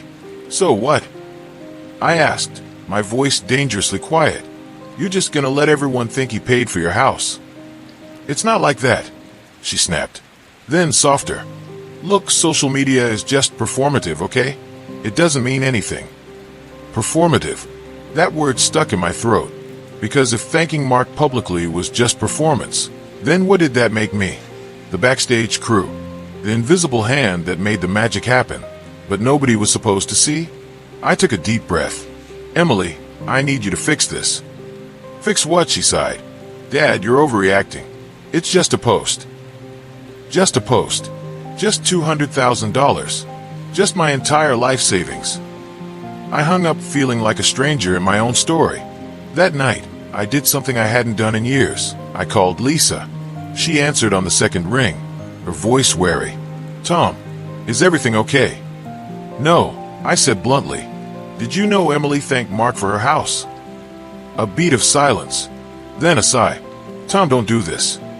"Don't do what?" I demanded. "Ask why my own daughter is pretending I don't exist." "Nobody's pretending anything," Lisa said, her tone sharp. "But Mark has been a father to her in ways you couldn't be. He's there, Tom. He shows up." The accusation in her words cut deep, because I had shown up. Every weekend, every school play, every time Emily needed me, I was there. Even when it meant driving 4 hours through a snowstorm, just to see her for a single afternoon. But Lisa had rewritten history, and now so had Emily. "Tell me something," I said, my voice shaking. "Did Mark actually contribute anything to that house?" Another pause. Then quietly, "He co-signed the loan." I laughed, a bitter, hollow sound. A co-sign wasn't $200,000. A co-sign wasn't a lifetime of sacrifice. But it was enough for Emily to call him Dad in front of the world. The next morning, I did something reckless. I drove to Emily's new house. It was even more stunning in person, a modern brick-front colonial with a manicured lawn, a wraparound porch, the kind of place I could have never afforded at her age. I stood on the sidewalk, staring, when the front door opened. Emily froze when she saw me. "Dad, what are you?" "We need to talk," I said, my voice steady. "Inside." For a second, I thought she'd refuse. But then she stepped back, her face unreadable. As I crossed the threshold into the home I'd paid for, one thought burned in my mind. This ends today. The inside of the house smelled like fresh paint and new carpet. Expensive, the kind that leaves no footprints. Emily hovered near the kitchen island, arms crossed, watching me like I was a stranger who'd wandered in off the street. "Dad, you can't just show up unannounced," she said, voice tight. I ignored that. Instead, I walked slowly through the living room, running my fingers along the marble countertop, the custom cabinets. "My money built this." "Nice place," I said. "Must have cost a fortune." She stiffened. "We got a good deal." I turned to face her. "No, you didn't." "I did. Because I paid for it." Her face flushed. "Stop saying it like that. Like you owe me now." "I don't want to own you, Emily. I just want the truth." I pulled out my phone, opened her Facebook post, and held it up. "Why him? Why thank Mark when you know damn well it was me?" She looked away, jaw clenched. "I did thank you. Privately." "Privately?" I barked out a laugh. "Yeah, a two-word text. Asterisk, thanks, Dad." Asterisk, meanwhile, Mark gets a whole damn parade online. "Because it's complicated," she burst out. "Mark's friends with the realtors, the lenders. People notice when he's involved. Do you have any idea how embarrassing it would be if everyone knew I had to borrow money from my real dad, like some charity case?" The room went silent. Charity case. That's what I was to her. Not her father. Not the man who raised her. Just an ATM she was ashamed of. My voice came out quiet. "Deadly. You think I'm embarrassing?" She at least had the decency to flinch. "That's not what I meant." "Then what did you mean, Emily? Spell it out for me." She threw her hands up. "God, why are you doing this? Mark never makes me feel guilty for needing help." Something inside me snapped. "Oh, I'm making you feel guilty." I stepped closer, my voice trembling. "You know what guilt is, Emily. Guilt is watching your daughter call another man dad after you worked your fingers to the bone for her. Guilt is realizing you were never enough, not for your wife, and now, not even for your own kid." Her eyes welled up, but I didn't stop. "You want to know why Mark doesn't make you feel guilty? Because he didn't sacrifice anything. He wrote a check, Emily. That's easy. What I did, that was hard." She opened her mouth, but before she could speak, the front door swung open. Mark walked in, and the look on his face, like he'd just caught a burglar in his home, told me everything I needed to know. Mark froze in the doorway, his designer loafers planted on the hardwood I paid for, his golf tin deepening into a flush. For a man who spent his days cutting people open, he looked unnervingly squeamish. "Tom," he said, like my name left a bad taste in his mouth. "Didn't realize you'd be here." "Yeah," I said, not moving. "Neither did I." Emily wiped her eyes quickly, straightening up. "Mark, we were just discussing the house," I finished. "Specifically, who paid for it." Mark's jaw twitched. He set down his keys with deliberate calm. "Emily told me you were upset about the Facebook post." Asterisk upset asterisk, I repeated. "That's one word for it." He sighed, like I was the unreasonable one. "Look, Tom, I get it. But social media isn't real life. Emily's grateful to you. She's just navigating complicated family dynamics." Family dynamics, like we were some case study in his psychiatry journal. I stared at him. "You stood in front of this house and let her call you dad in front of 800 people. You posed for it." A muscle jumped in his temple. I didn't write the caption. "But you didn't correct it either." Emily cut in, frantic. "Stop it. Both of you. This is my house, my life. Built on my money." I shot back. "Which, by the way, I want back." The room went dead silent. Emily's face drained of color. Asterisk what? Asterisk. You heard me. I kept my eyes locked on Mark. If I'm not her father enough to thank, I'm not her father enough to bankroll her. Wire me the $200,000 by the end of the month. Mark actually laughed, a sharp, disbelieving sound. You can't be serious. That money was a gift. Funny, Emily called it a loan when she begged for it. I turned to her. Which was it, sweetheart? She looked between us, trembling. Dad, please, we can't just. Mark stepped forward, his voice slick with condescension. Tom, let's be adults here. You're hurting Emily to punish me. That's not what a real father does. Something in me broke then. Not with sadness, with clarity. You're right, I said quietly. A real father doesn't let his kid treat people like ATMs. A real father teaches her that actions have consequences. I pulled out my phone, tapped open my banking app. So here's the lesson. Pay me back, or I sue. Emily gasped. Asterisk sue asterisk? You do that to me. No, I said, heading for the door. You did it to yourself. The text started an hour later. Lisa asterisk asterisk, you're destroying your daughter's life over a Facebook post? Grow up, asterisk. Emily asterisk asterisk, please dad call me. Mark says if you sue it'll ruin our credit. Asterisk. Unknown number, Mark's lawyer. No doubt Mr. Carter. Let's discuss this like reasonable men. I blocked them all. Then I did something I should have done years ago. I called my lawyer. Small claims won't cover $200,000, he said. But a promissory note doesn't need to be written if there's evidence of intent to repay. I scrolled to Emily's texts from last year. Asterisk, we'll pay you back, I swear. Asterisk, got it, my lawyer said. We'll file tomorrow. That night, I sat in my dark kitchen, staring at the cracked linoleum I'd never replaced because Emily's future came first. Now I did. 2 days later, the notification popped up at 3 a.m. Venmo, Emily Carter sent $200, 000.00. The memo line, asterisk happy now. Asterisk. I almost didn't believe it, but there it was, the full amount clear in my account. Then another text. Mark asterisk asterisk congrats. You got your blood money. Stay out of our lives, asterisk. I smiled for the first time in weeks, because this wasn't about the money. It was about the receipt.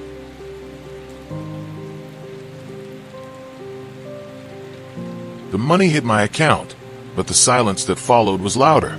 No calls, no apologies, just the hollow finality of a door slammed shut. For a week, I turned my phone off entirely. I needed to think, to breathe, to decide if burning my relationship with Emily to the ground had been worth it. Then, on a rainy Thursday morning, my doorbell rang. It wasn't Emily.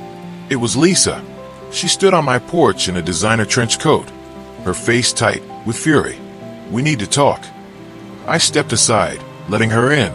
She didn't sit, just paced my shabby living room like it offended her. You realize what you've done, right?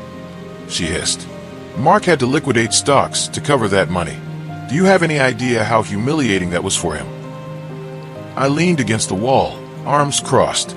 Yeah, Lisa, I do. She ignored me. Emily's a wreck. She can't sleep. She cries every time someone mentions you. Is that what you wanted? No, I said quietly. What I wanted was to be her father, not her secret. Lisa's face twisted. Oh, spare me the victim act. You chose this. You chose to hurt her. Asterisk I asterisk chose. My voice cracked. Lisa, you erased me. You let her call another man dad in front of the world while I worked myself into the ground for her. And now you're here because what? Because I finally said enough. She opened her mouth, then stopped. Something flickered in her eyes. Not guilt, not regret, but recognition. The realization that I wasn't the same pushover I'd been when she left me. You'll never see her again, she said finally. You know that, right? The words should have gutted me, but all I felt was a strange, quiet relief. Then that's her choice, I said. Not yours. Not Mark's. Hers. Lisa stared at me for a long moment. Then, without another word, she turned and walked out. The rain had stopped. Sunlight cut through the clouds as her car pulled away. 3 months later, the letter came certified mail. No return address. Inside was a single sheet of paper, a printed real estate listing. Emily's house, for sale. Scrawled at the bottom in handwriting I'd know anywhere. Asterisk, we couldn't afford it after all. Asterisk, I traced the words with my thumb, heart pounding. Then, beneath it, in smaller letters, asterisk, was it worth it, Dad? Asterisk, I didn't answer. Some questions you have to live with.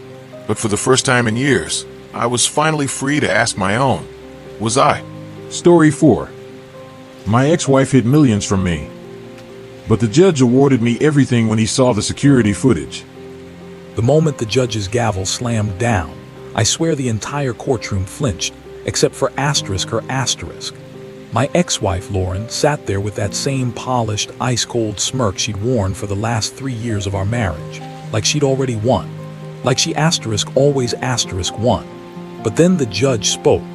Asterisk, after reviewing the evidence, including the security footage submitted by Mr. Carter, I'm ruling in his favor on all counts. MS Carter, or should I say MS?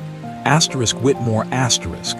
Your actions constitute not only fraud but deliberate financial abuse. The court awards Mr. Carter full ownership of the marital home, the investment accounts, and the offshore holdings you failed to disclose. Asterisk her face. Oh God, I wish I'd filmed it. That smirk asterisk shattered asterisk. Her perfectly manicured nails dug into the table like she was trying to claw her way out of reality. And for the first time in years, I felt something other than rage or exhaustion. I felt asterisk free asterisk, but let me back up, because none of this would make sense without the whole story. And trust me, it's a story I asterisk never asterisk thought I'd be telling. Lauren and I met in college. She was pre-law, sharp as a razor, with this effortless charm that made everyone adore her. I was an engineering student, more comfortable with numbers than people, but she asterisk saw asterisk me. Or at least that's what I thought. We got married young, too young, I realize now. But back then, it felt like fate. I landed a high-paying job at a tech firm and Lauren pivoted to finance.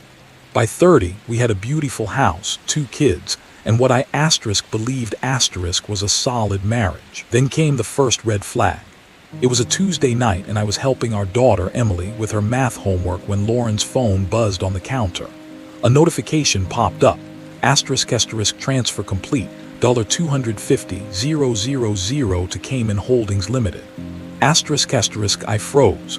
We didn't asterisk have asterisk $250,000 just sitting around. Not unless Lauren had been hiding something.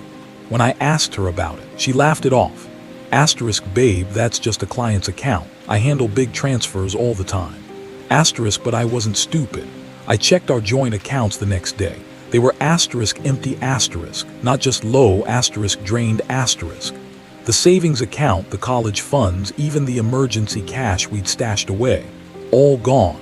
When I confronted her, her mask slipped for the first time. Asterisk, you really think you'd have asterisk any asterisk of this without me? Asterisk, she sneered. Asterisk that house, the cars, the vacations, that was asterisk my asterisk work. Asterisk my asterisk connections. You just signed the paychecks. Asterisk. I felt like I'd been punched in the gut. That night I slept on the couch. The next morning I called a lawyer. Divorcing Lauren was like trying to dismantle a bomb while blindfolded. She had asterisk layers asterisk of legal shields, shell companies, trusts under her maiden name, even a fake charity she'd set up to funnel money. But the real kicker, she'd been planning this for asterisk years asterisk. My lawyer dug up transfers dating back to when Emily was still in diapers.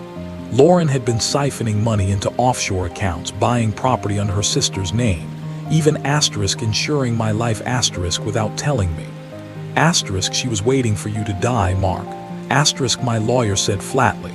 I almost threw up. But the worst part, the kids. She'd convinced them I was the villain. That asterisk I asterisk was the one stealing. That asterisk I asterisk was tearing the family apart.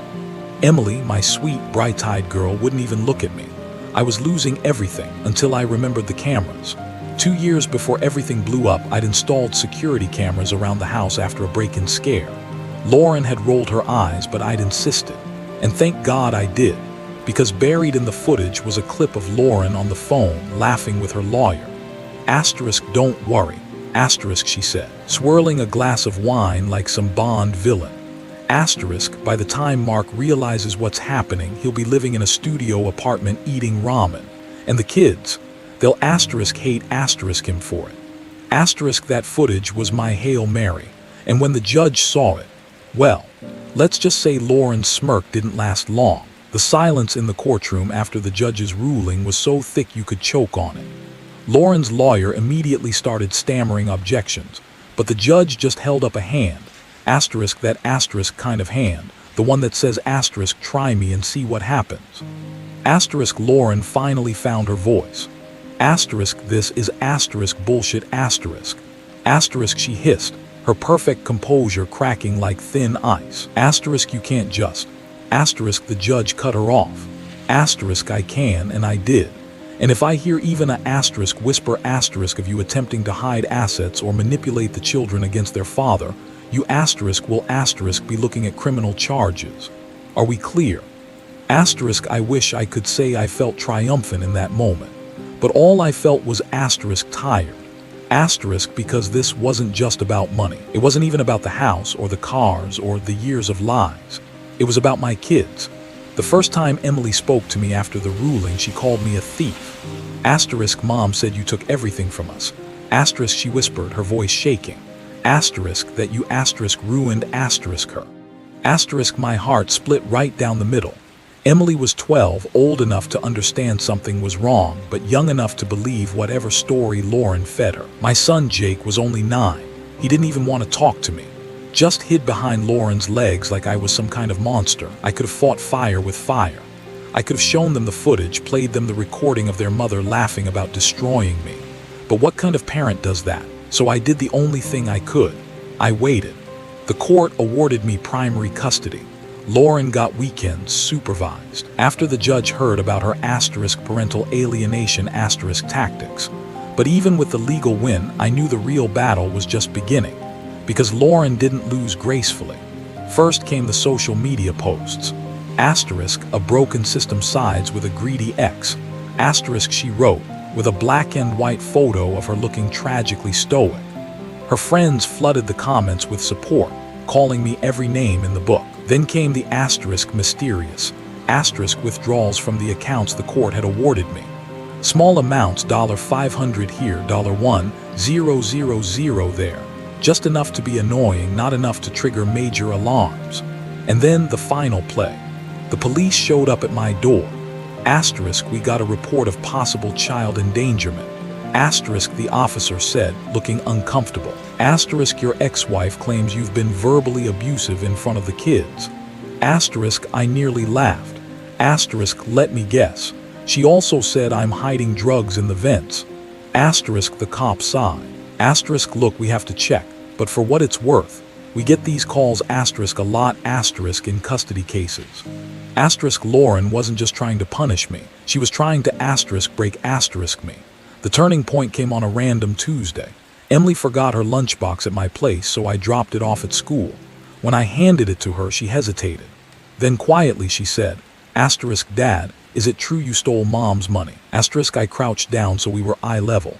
Asterisk, do you really think I would do that? Asterisk, she bit her lip. Asterisk, I don't know. Mom said, asterisk, I know what Mom said. Asterisk, I interrupted gently. Asterisk, but here's the thing, Em, grown-ups fight sometimes, and sometimes they lie, even moms. Asterisk, she looked down at her shoes. Asterisk, I miss when we were all together. Asterisk, that wrecked me. Asterisk, me too, kiddo. Me too.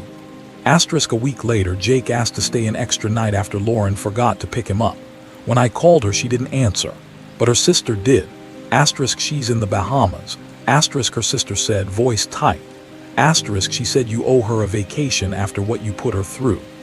Asterisk, I hung up, my hands shaking. Then I looked at Jake, sitting on the couch with his dinosaur pajamas and a bowl of popcorn, completely oblivious. And I realized something. Lauren wasn't just a liar. She was an asterisk terrible mother. Asterisk, the final nail in Lauren's coffin came from an unexpected place, her own vanity.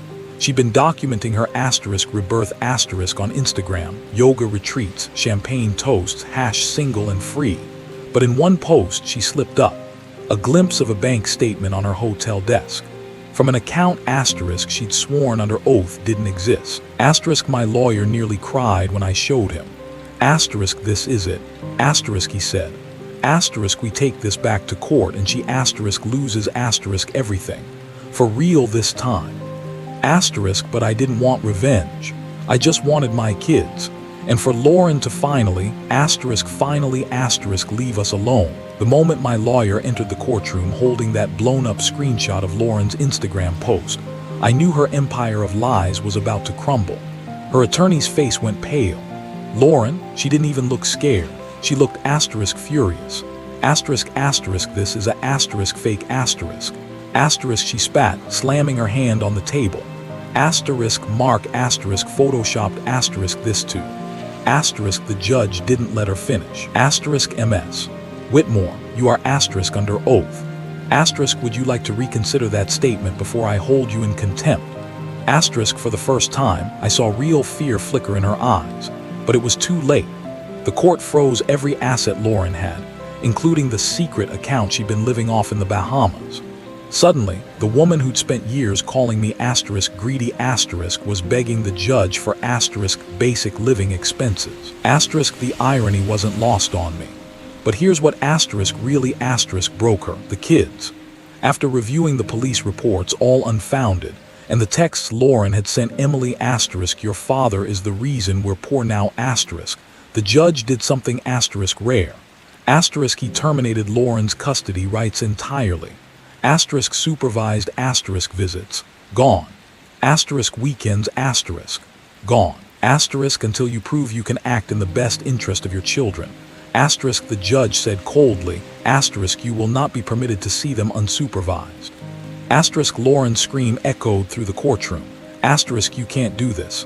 Asterisk but the gavel had already fallen. The first month without Lauren was strange. Jake kept asking when mommy was coming back. Emily shut herself in her room for hours. I didn't push. They needed time. Then, one night Emily emerged with red-rimmed eyes. Asterisk Dad, did Mom ever love us? Asterisk the question hit me like a knife to the ribs. I pulled her close. Asterisk she loves you in her way, Em. But some people they love asterisk themselves asterisk more. Asterisk she cried into my shoulder for an hour, and then something shifted. Lauren didn't go quietly. She showed up at Emily's school sobbing about asterisk parental kidnapping. Asterisk the principal called me and the police. She sent Jake a asterisk birthday card asterisk with a check for $10,000. Asterisk the judge made her void it. Asterisk she even asterisk called my mother asterisk, screaming that I'd asterisk turned the kids against her. Asterisk but the more she fought, the more the kids pulled away. Until finally Emily said the words I never expected. Asterisk, I don't want to see her anymore. Asterisk the last time I saw Lauren was in a Starbucks. She looked different. No designer clothes. No perfect hair. Just a tired woman in sweatpants, glaring at me over a latte. Asterisk happy now. Asterisk she sneered. I didn't answer, just walked out, because the truth, I wasn't asterisk happy. Asterisk I was asterisk free. Asterisk and so were my kids. Story 5. My brother stole my inheritance, but I found out he's not my real brother. I stood in the lawyer's office, my hands trembling as I clutched the will. The room smelled like stale coffee and old paper, and the fluorescent lights buzzed faintly overhead. My brother, Ethan, sat across from me, his face a mask of calm, but his eyes gleamed with something I couldn't quite place. Satisfaction, maybe? The lawyer's voice droned on, reading out the terms of our father's estate, but one sentence hit me like a punch to the gut. To my son, Ethan, I leave the entirety of my savings, properties, and investments. My heart stopped. Nothing. Not a single mention of me. I looked at Ethan, waiting for him to say something, to protest, to acknowledge the injustice. But he just leaned back in his chair, a faint smirk tugging at his lips. That's when I knew he'd planned this. Somehow, someway, my own brother had stolen my inheritance. And I was going to find out how. Let me back up. Growing up, Ethan and I were never close, but we weren't enemies either. Our dad raised us alone after Mom passed when I was 6 and Ethan was 8. Dad was a quiet man, a mechanic who worked long hours to keep food on the table. He wasn't perfect. Sometimes he'd drink too much, and he wasn't big on hugs or I love yous, but he was fair. He always said the little he had would be split evenly between us. "You're my kids," he'd say, his voice rough but sincere. "You both get the same." I believed him. I trusted him. Ethan, though, he was always different. Charming when he wanted to be, but cold underneath. He'd borrow money from me in high school and never pay it back. He'd take credit for things I did, like when I fixed up Dad's old truck, and he bragged to his friends like it was his project. I let it slide because that's what you do for family, right? You forgive. You move on. But this wasn't something I could move on from. Dad passed 6 months ago, a heart attack that came out of nowhere. He was only 58. I was the one who found him, slumped over the kitchen table with a half-finished cup of coffee. I called 911, held his hand as the paramedics tried to bring him back, and sat in the hospital for hours, alone, because Ethan didn't answer his phone. He showed up the next day, all apologies and crocodile tears, promising we'd get through it together. I believed him then, too. Stupid me. The weeks after Dad's death were a blur. I handled the funeral, the bills, the endless paperwork, while Ethan was too busy with his job as a real estate agent. He'd always been good at talking his way into things, deals, friendships, trust. I'm not like that. I'm the quiet one, the one who works as a nurse, who stays late at the hospital because I actually care about people. Maybe that's why I didn't see it coming. When the lawyer called to schedule the will reading, I assumed it'd be straightforward. Dad had a small house, a savings account with maybe $50,000, and a few stocks he'd bought on a whim. Not a fortune, but enough to mean something. Enough to help me pay off my student loans or put a down payment on a place of my own. I never imagined I'd walk away with nothing. The lawyer's office was suffocating. After he read the will, I couldn't breathe. I asked, my voice shaking, "There's nothing for me? Nothing at all?" The lawyer, a balding man with glasses too big for his face, looked uncomfortable. "I'm sorry, Ms. Harper," he said. "Your father's will is clear. Everything goes to Ethan." I turned to my brother, expecting him to look as shocked as I felt. But he didn't. He just stared at the floor, his hands folded neatly in his lap. "Ethan," I said, my voice breaking. "Did you know about this?" He looked up, his blue eyes meeting mine, and for a split second, I saw it, guilt. But then he shrugged, casual as ever. "Dad's choice, Sarah. What can I say?" I wanted to scream. I wanted to grab him by the collar and demand answers. Instead, I stood up, my chair scraping against the floor, and walked out. I didn't cry until I got to my car. Sitting there in the parking lot, I felt like the ground had been ripped out from under me. Dad wasn't rich, but that money was supposed to be our safety net, mine and Ethan's. We'd talked about it growing up, how we'd use it to start our lives, to build something better than the rundown apartment we grew up in. And now, Ethan had it all. The house. The savings. Everything. I couldn't shake the feeling that he'd done something to make this happen. But what? And how? That night, I couldn't sleep. I kept replaying Ethan's smirk, the way he wouldn't meet my eyes for too long. I started digging. I went through old emails, text messages, anything I could find. I called the lawyer the next day, asking if there was an earlier version of the will. He hesitated, then said, "There was a draft from 2 years ago, but it's irrelevant now. The final will, signed 3 months before your father's death, supersedes it." 3 months. That stuck with me. Dad had been sick then, not with the heart condition we didn't know about, but with pneumonia. He'd been in and out of the hospital, weak, confused. Ethan had been the one visiting him most, bringing him food, helping with his meds. At the time, I thought Ethan was stepping up. Now, I wasn't so sure. I started asking questions. I called Dad's old friends, the ones who'd known him since we were kids. Most of them were shocked, saying Dad always talked about splitting things evenly. One of them, Uncle Ray, not a real uncle, just Dad's best friend, said something that made my stomach drop. "Your dad mentioned changing his will last year," he said. "Said Ethan was pushing him to do it, talking about how you were doing fine on your own, didn't need the money." I told him it sounded fishy, but he said Ethan had it all figured out. Ethan. Always Ethan. I confronted him a week later. We met at a coffee shop, neutral ground. He showed up in a new suit, looking like he'd already spent some of Dad's money. "Sarah, you need to let this go," he said, stirring his latte like we were discussing the weather. Dad made his choice. I leaned forward, my voice low. "Did you pressure him, Ethan? When he was sick? Did you make him change the will?" He laughed, but it was forced. "You're paranoid," he said. "Dad wanted me to have it. I'm the oldest. It makes sense. The oldest. By 2 years. Like that justified everything." I left the coffee shop with a fire in my chest. Ethan was hiding something. I didn't know what, but I was going to find out. I started going through Dad's old things, the boxes I'd packed up after the funeral. That's when I found it, a letter, tucked inside an old photo album. It was in Dad's handwriting, dated a month before he died.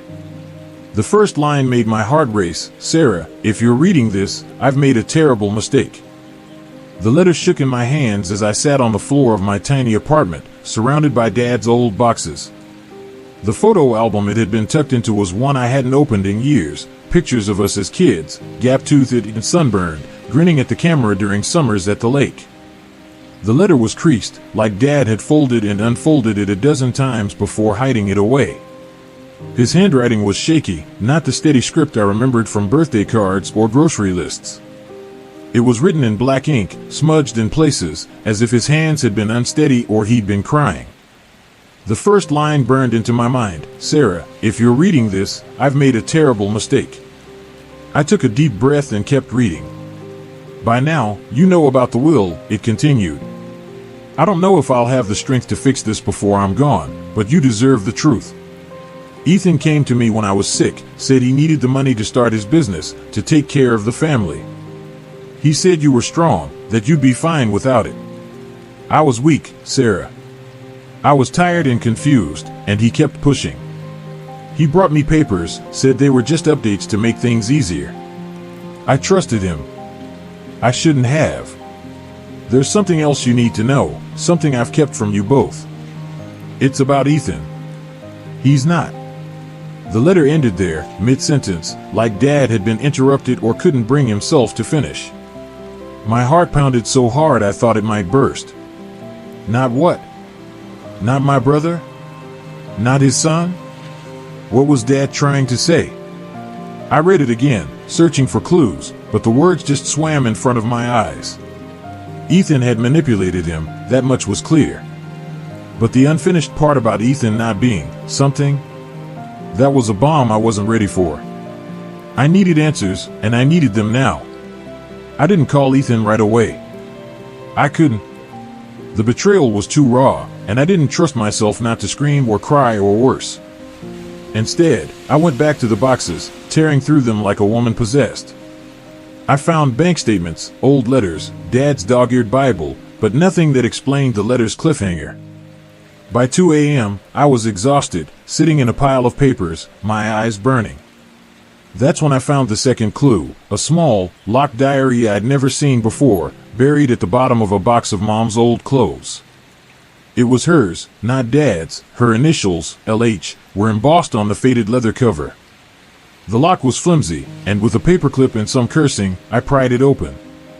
Inside were pages of Mom's neat cursive, entries from before I was born.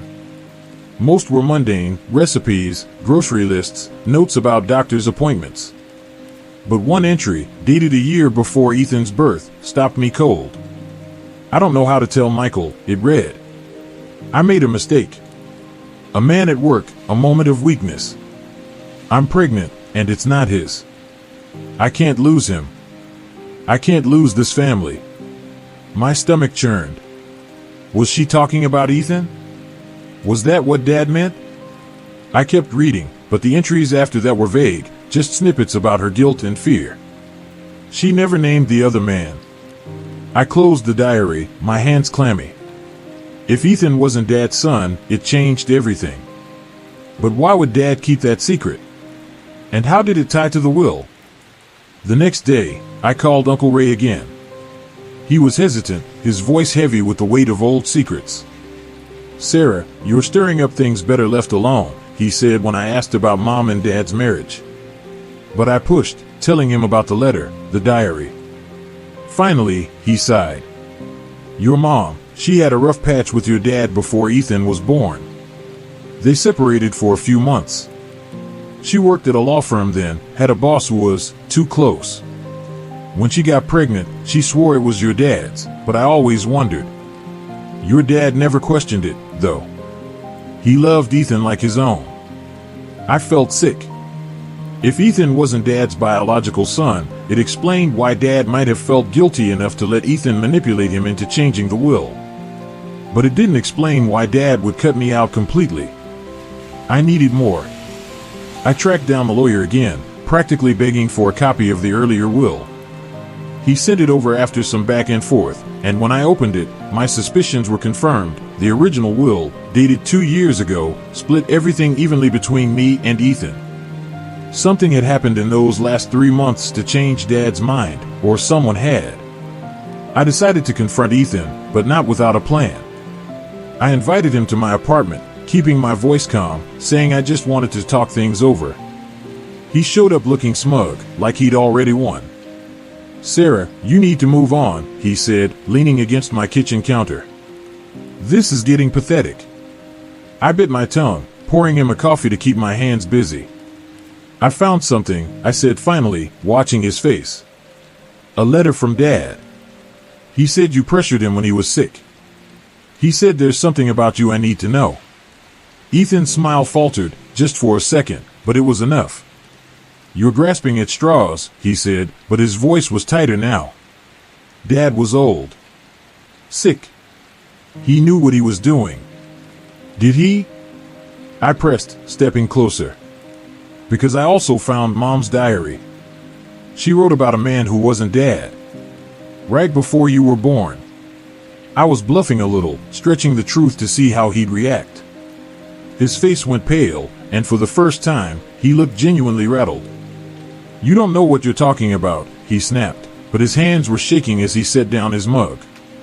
He left soon after, claiming he had a meeting, but I could tell I'd hit a nerve. Ethan was hiding something big, and I was closer to the truth than ever. That night, I couldn't stop thinking about Mom's diary. I needed to know who the other man was. I started digging online, searching for anything about her old job at the law firm. It was a long shot, but I found an archived article about a retirement party for a senior partner, dated a few years after Ethan's birth. The name jumped out at me, Robert Callahan. Mom's boss. There was a photo, too, him smiling next to a younger mom, her face tense. I didn't have proof, but my gut told me he was the key. If Ethan wasn't Dad's son, and if Callahan was his real father, it could explain everything. Why Ethan felt entitled to more, why Dad felt guilty, why the will changed. But I needed evidence, something concrete. And I wasn't going to stop until I had it. The next few days were a haze of obsession. I barely slept, my mind racing with questions about Ethan, Mom, and Robert Callahan. My apartment became a war room, papers strewn across the table, my laptop open with a dozen tabs about Callahan's law firm, old articles, and anything I could find on Mom's life before I was born. I felt like I was unraveling a conspiracy, each piece of information pulling me deeper into a truth I wasn't sure I was ready for. But I couldn't stop. Ethan had taken everything from me, my inheritance, my trust in our family, my sense of fairness. If he wasn't even my real brother, I needed to know. And I needed to know why he'd gone so far to cut me out. I started with Callahan. The article I'd found was a start, but it wasn't enough. I dug deeper, scouring LinkedIn, public records, anything that could tie him to Mom. Callahan was retired now, in his late 70s, living in a gated community an hour outside town.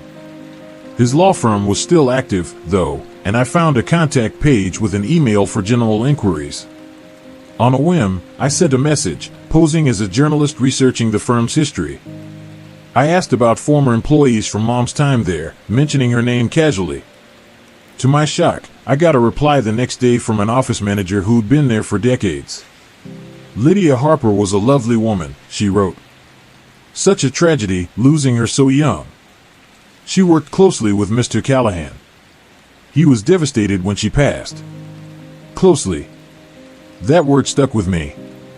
Too close, maybe? I needed more than an email. I drove to the law firm, my heart pounding as I parked outside the sleek glass building. I didn't have a plan, just a desperate need for answers. Inside, the receptionist was polite but guarded when I asked about Callahan. He's retired, she said, her smile tight. Can I help you with something else? I took a chance, leaning in like I was sharing a secret. I'm Lydia Harper's daughter, I said. I'm trying to piece together some family history. I think Mr. Callahan might know something about my mom. Her expression softened, and after a moment, she handed me a post-it with a phone number. He doesn't come in anymore, but you can try this. Tell him I gave it to you. I called Callahan that night, my hands sweating as the phone rang. When he answered, his voice was warm but cautious, like he was used to guarding secrets. I told him who I was, and there was a long pause. Lydia's daughter, he said finally, almost a whisper. I haven't heard her name in years. I didn't waste time. I found my mom's diary, I said. She wrote about a man at work, before my brother was born. Was that you? Another pause, longer this time.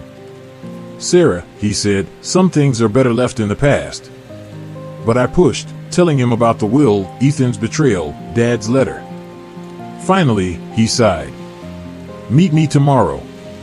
I'll tell you what I can. The next morning, I drove to the address he gave me, a quiet cafe in his gated community. Callahan was waiting at a corner table, a frail man with sharp blue eyes that reminded me unnervingly of Ethan's. He didn't waste time with small talk. Your mother and I had an affair, he said bluntly, his voice low. It was brief, a mistake. She was unhappy, your father was working all the time, and I took advantage. When she got pregnant, she ended it. She swore the baby was your father's, but I always wondered. My chest tightened. Ethan, I said. You think he's yours? Callahan looked away, his hands trembling slightly. I don't know. Lydia insisted he wasn't. But I gave her money, helped her out quietly over the years. She never told your father about us. I felt like I was floating outside my body, hearing his words but not fully processing them. Ethan might be Callahan's son. It explained so much, his entitlement, his ease at manipulating Dad, maybe even Dad's guilt. But it wasn't proof, not yet. Did Ethan know? I asked. Callahan shook his head. Not from me. But he's a smart boy. He came to me a year ago, asking questions about Lydia. Said he was doing a family tree project. I didn't tell him anything, but he's persuasive. Persuasive. That was Ethan, all right. Charming his way into whatever he wanted. I left the cafe with more questions than answers, but one thing was clear, Ethan had known something about his origins, or at least suspected. It was why he'd gone to Dad, why he'd pushed for the will to change. I needed hard evidence, something undeniable. I remembered Dad's old filing cabinet, the one Ethan had insisted on taking after the funeral. He'd said it was just junk, but now I wondered. I texted Ethan, keeping it light, asking if I could come by his place to grab some of Dad's old photos. He agreed, but his reply was curt, like he was on edge. When I got to Ethan's new condo, bought with Dad's money, no doubt, he was distracted, his phone buzzing constantly. The filing cabinet was in his garage, covered with a tarp. Take whatever, he said, barely looking at me. I waited until he went inside, then started digging. Most of it was tax returns and car repair receipts, but at the bottom, I found a sealed envelope marked for Ethan. My hand shook as I opened it. Inside was a single page, typed, not in Dad's handwriting. It was a paternity test, dated a year ago. The results were clear. Ethan was not Dad's biological son. The father wasn't named, but I didn't need it to be. Ethan had known. He'd known, and he'd used it to guilt Dad into changing the will. I slipped the envelope into my bag, my heart racing. Ethan came back out, his eyes narrowing when he saw me zipping up my jacket. "Find what you needed?" he asked, his voice sharp. I nodded, forcing a smile. "Just some photos," I lied. I left before he could ask more, my mind spinning. Ethan wasn't my brother, not by blood. And he'd known it when he manipulated Dad, when he stole what was mine. The betrayal cut deeper than ever, but now I had proof. The question was, what would I do with it? I spent the next day weighing my options. Confronting Ethan directly might backfire. He'd lie, twist things, like always. Going to the lawyer with the paternity test might not be enough to contest the will, not without more evidence of coercion. But I couldn't let this go. I started researching estate law, digging into cases of undue influence. I found a local attorney who specialized in contested wills and set up a meeting. She was skeptical but intrigued when I showed her Dad's letter and the paternity test. "It's a start," she said. "If we can prove Ethan pressured your father when he was vulnerable, we might have a case." Might. That word hung over me like a storm cloud, but it was better than nothing.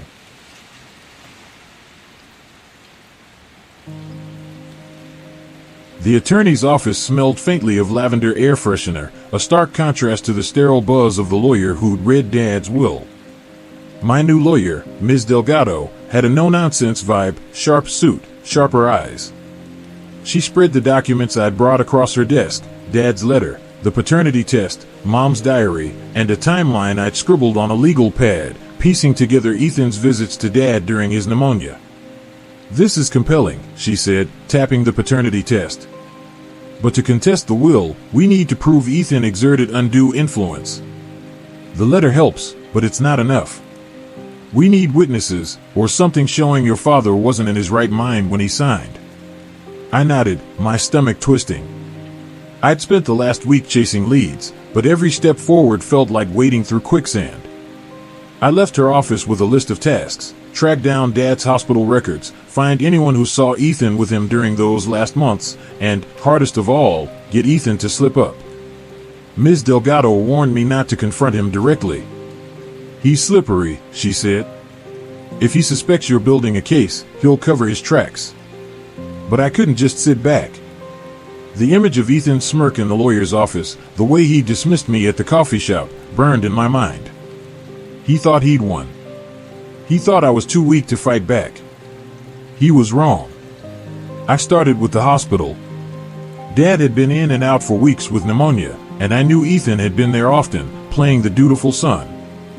I called the hospital, pretending to need records for an insurance claim. After some back and forth, they sent me a visitor log. Ethan's name was everywhere, sometimes twice a day, when Dad was at his sickest. I remembered those weeks. I'd been working double shifts at the hospital where I'm a nurse, barely able to visit. Ethan had texted me updates, saying Dad was doing okay or resting. I trusted him. Now, I wondered what he'd really been doing in that room. Next, I tracked down a nurse who'd worked Dad's floor. Her name was Carla, a friend of a friend who'd been at the hospital for years. We met at a diner, and over greasy fries, she frowned at the visitor log I showed her. "Yeah, I remember your brother," she said. "Good-looking guy, always bringing coffee for the staff. Charming." But, she hesitated, picking at a fry. "He was always there when your dad was out of it, on heavy meds, disoriented. I saw him once with papers, said it was for your dad's insurance. I didn't think much of it then, but it was weird. Your dad could barely sign his name those days." My pulse quickened. "Did you see what the papers were?" I asked. She shook her head. "No, but he was insistent about privacy, kept the door closed. It wasn't proof, but it was another piece. Ethan had been there, alone with Dad, when he was vulnerable. I kept digging, calling Dad's neighbors, his old co-workers, anyone who might have seen Ethan with him. Most said the same thing. Ethan was around a lot near the end, always talking about taking care of business.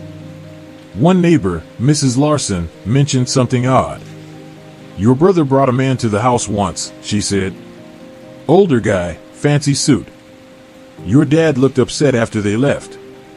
I asked if she remembered the man's name.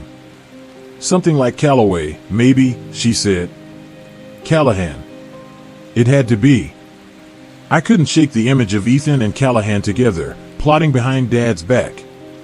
Had Ethan gone to Callahan for money first, then used what he learned to manipulate Dad?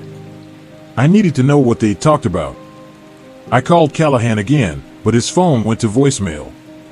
I left a message, keeping it vague. "It's Sarah Harper. I know Ethan met with you. I have a paternity test. Call me back." I didn't expect a response, but 2 hours later, my phone buzzed. "Meet me tomorrow," Callahan said, his voice tight. "Same place." At the cafe, Callahan looked older than before, his hands fidgeting with a napkin. "Ethan came to me last year," he admitted after I pressed him. "He'd done some digging, found out about me and your mom. He didn't say it outright, but he hinted he knew I might be his father. He asked for a loan, said he was starting a business. I gave him $10,000, no strings. I felt guilty, I guess." My jaw clenched. "Did you tell him about the affair?" I asked. Callahan shook his head. "Not directly. But he's sharp. He put it together." I leaned forward. "Did he take that to my dad? Use it to get the will changed?" Callahan's silence was answer enough. He didn't know for sure, but the pieces fit. I was shaking when I left, anger and betrayal boiling over. Ethan had known he wasn't Dad's son, or at least suspected it, and used that to guilt Dad into cutting me out. I could picture it, Ethan leaning over Dad's hospital bed, whispering about secrets, about how he deserved more because of what Mom did. Dad, sick and confused, would have been easy to manipulate. I wanted to confront Ethan right then, but Ms. Delgado's warning echoed in my head. I needed more than suspicions. I went back to the hospital records, cross-referencing Ethan's visits with Dad's medication logs. Sure enough, on the day the new will was signed, 3 months before Dad's death, he'd been on a cocktail of painkillers and sedatives. He could barely stay awake, let alone make a sound decision.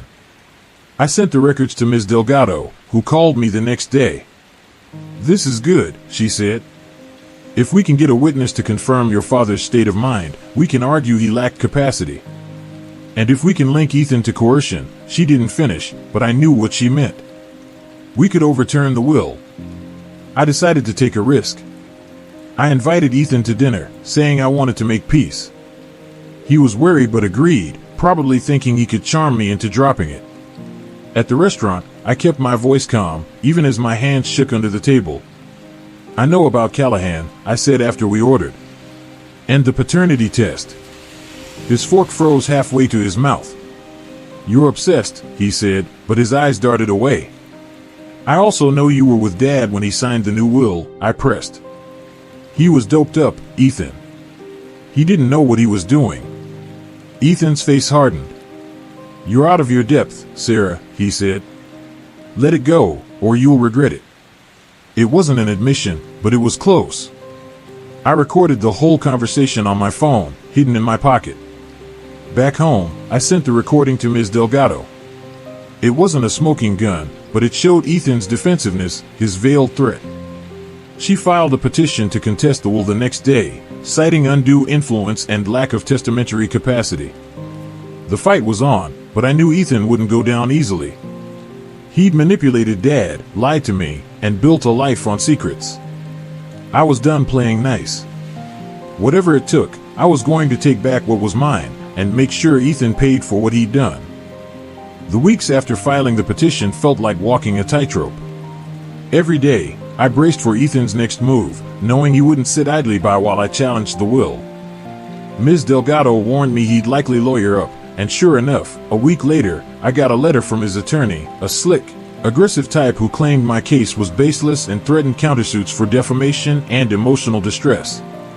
Ethan was playing hardball, but I wasn't backing down. The paternity test, Dad's letter, the hospital records, and Carla's testimony about Ethan's suspicious visits were stacking up. I just needed one more push to tip the scales. I kept digging, focusing on Ethan's life after Dad's death. He'd moved fast, too fast, buying that condo, a shiny new car, and flashing cash like he'd won the lottery. Dad's estate wasn't that big, so where was the extra money coming from? I started looking into his real estate business, which he'd always bragged about but never shared details on. A quick search online showed his company had barely any listings, and the reviews were brutal, clients calling him unreliable and shady. Yet he was living like a king. Something didn't add up. I reached out to an old college friend, Jake, who worked in finance and owed me a favor. I asked him to look into Ethan's accounts, not entirely sure what I was hoping to find. Jake came through a few days later, his voice low over the phone. "Sarah, your brother's been moving money around like crazy," he said. "There's a string of transfers from an offshore account, starting right after your dad died. Looks like it's tied to a shell company. I can't dig deeper without crossing some legal lines, but it's sketchy." I asked if the name Callahan appeared anywhere. "Not directly," Jake said, "but the account's linked to a law firm in the city. Guess who used to be a partner there?" My heart sank. Robert Callahan. I called Callahan again, but this time, he didn't answer. His voicemail was full, and when I drove by his house, the gates were locked, no sign of life. He was dodging me. I left a message anyway, sharper this time. "I know about the money, Robert. I know you've been helping Ethan. Call me, or I'm going to the police." It was a bluff. I had no hard evidence, but I was desperate. To my surprise, he called back that night, his voice shaky. "Sarah, you don't understand what you're getting into," he said. "Ethan's not just, he's dangerous. He came to me after your father died, demanding more money. Said he'd expose the affair, ruin my reputation. I paid him to keep quiet." My blood ran cold. Ethan wasn't just manipulating Dad, he was blackmailing Callahan. This was the break I needed.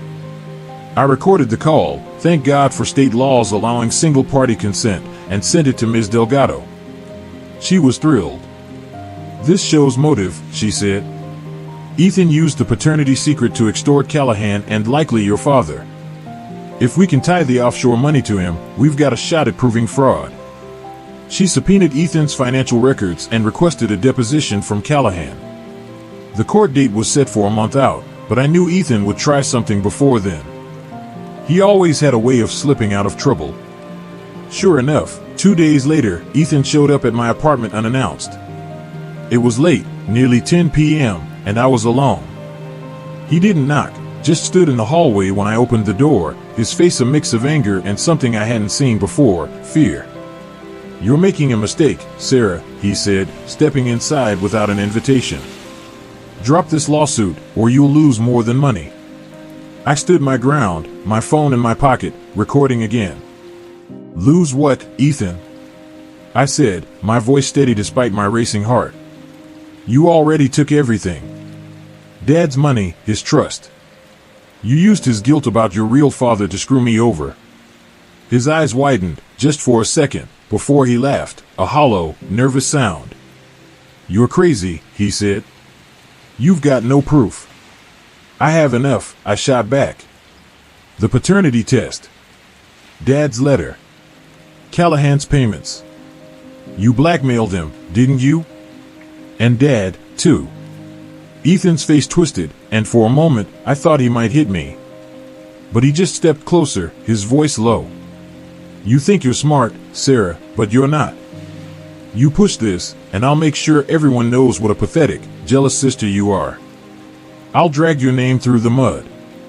He turned to leave, but not before I saw the panic in his eyes. He knew I was closing in. After he left, I locked the door and sank to the floor, shaking. I'd never seen Ethan like that, cornered, desperate. It made me realize how far he'd go to protect his lies. I called Ms. Delgado the next morning, telling her about the confrontation. She urged me to stay safe and avoid Ethan until the court date. "He's unraveling," she said. "That's good for us, but it makes him unpredictable." She was right. A few days later, I got a call from Jake. He'd found something else, a withdrawal from the offshore account, wired to a private investigator. Ethan was digging into me now, probably looking for dirt to discredit me in court. The court date loomed closer, and the tension was unbearable. I barely left my apartment, jumping at every noise, checking my locks obsessively. But I wasn't just scared, I was angry.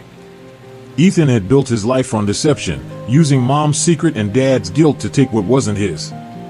I thought about Dad's letter, his regret, his love for me despite everything. I wasn't just fighting for the money anymore. I was fighting for him, for the truth, for the family we'd been before Ethan tore it apart. The day before the deposition, Callahan finally agreed to testify. He called me, his voice heavy with resignation. "I'll tell the truth," he said. "About the affair, the money, Ethan's threats. I owe your mother that much." I thanked him, my throat tight. It wasn't forgiveness, but it was something. With Callahan's testimony, the hospital records, and the financial trail, we had a real case. But I knew Ethan wouldn't go down without a fight. He'd always been one step ahead, charming his way out of consequences. This time, I was ready for him. I had the truth on my side, and I wasn't letting him steal anything else from me. The courtroom smelled like polished wood and nervous sweat. I sat in the front row, my hands clasped so tightly my knuckles ached, as Ms. Delgado prepped her notes. Ethan was across the room, flanked by his lawyer, a man with slick back hair and a suit that screamed money. Ethan looked composed, but I caught the way his fingers tapped the table, a nervous tic he'd had since we were kids. Today was the first hearing, not the full trial, but it was make or break. If we could convince the judge there was enough evidence of undue influence or fraud, we'd get a chance to overturn the will. If not, Ethan would walk away with everything, and I'd be left with nothing but the truth. Ms. Delgado called our first witness, Carla, the nurse from Dad's hospital. She walked to the stand, her scrubs swapped for a neat blazer, and swore in with a steady voice. She described Ethan's frequent visits, the papers he brought when Dad was barely coherent, and how he'd insisted on privacy. Ethan's lawyer tried to rattle her, suggesting she was misremembering or biased because she knew me. But Carla held firm, her eyes meeting mine as she said, "I know what I saw." Mr. Harper wasn't in a state to make big decisions. I could have hugged her. Ethan's face stayed blank, but his tapping fingers sped up. Next was Robert Callahan. He shuffled to the stand, looking older than ever, his blue eyes avoiding mine. Ms. Delgado had prepped him, but I could tell he was nervous. He admitted to the affair with Mom, his voice cracking as he described their brief relationship and the money he'd given her over the years. Then came the bombshell, Ethan's visit last year, his veiled threats to expose the affair, and the $10,000 Callahan paid to keep him quiet. The courtroom was silent, the air heavy. Ethan's lawyer objected, calling it hearsay, but the judge overruled. "It speaks to motive," she said, her voice sharp. I glanced at Ethan. His jaw was clenched, his mask slipping. Ms. Delgado submitted the paternity test, Dad's letter, and the hospital records showing Dad's medicated state when the will was signed. She painted a clear picture. Ethan, knowing he wasn't Dad's biological son, had used that secret to guilt Dad into changing the will, exploiting his weakness during his illness. The financial records from Jake's digging were the final nail, showing Ethan's unexplained wealth and ties to Callahan's old law firm. It wasn't airtight, but it was enough to make the judge lean forward, her brow furrowed. Ethan's lawyer fought back hard. He called Ethan to the stand, and I braced myself. Ethan was always at his most dangerous when cornered. He could charm anyone, spin any story. He looked the part of the grieving son, his voice steady as he talked about Dad's love for him, how they'd grown closer in those final months. "My sister's just upset," he said, glancing at me with a sad smile. "She's been struggling, and I think she's looking for someone to blame." It was a masterclass in manipulation, and I saw a few people in the gallery nod sympathetically. My stomach churned. He was lying through his teeth, and they were buying it. But Ms. Delgado was ready. On cross-examination, she played the recording from our dinner, the one where Ethan told me to drop the case or I'd regret it. His voice echoed in the courtroom, cold and threatening. The judge's eyes narrowed, and Ethan's lawyer scrambled to object, but it was admitted. Ms. Delgado pressed Ethan about the paternity test, asking why he'd never told me or Dad he'd taken it. I didn't want to hurt him, Ethan said, but his voice wavered. So you knew you weren't his son, Ms. Delgado said, her tone like a blade. And you used that to convince him to change the will, didn't you? Ethan stammered, his charm cracking. I didn't. Dad wanted me to have it. He trusted me. The hearing ended with the judge ordering a full trial to review the evidence further. It wasn't a win, not yet, but Ms. Delgado was optimistic. We've got traction, she said as we left the courthouse. The judge sees through Ethan's act. We just need to keep the pressure on. I nodded, but my mind was on Ethan. He'd avoided me in the courtroom, slipping out with his lawyer before I could catch his eye. I knew he was rattled, and that made him dangerous. I'd seen what he was capable of, manipulating Dad, blackmailing Callahan, threatening me. I wasn't sure what he'd do next. That night, I got a text from an unknown number, back off, or you'll lose more than you think. My heart stopped. It had to be Ethan, or someone he'd hired. I forwarded it to Ms. Delgado, who told me to file a police report. He's desperate, she said. That's good for our case, but you need to be careful.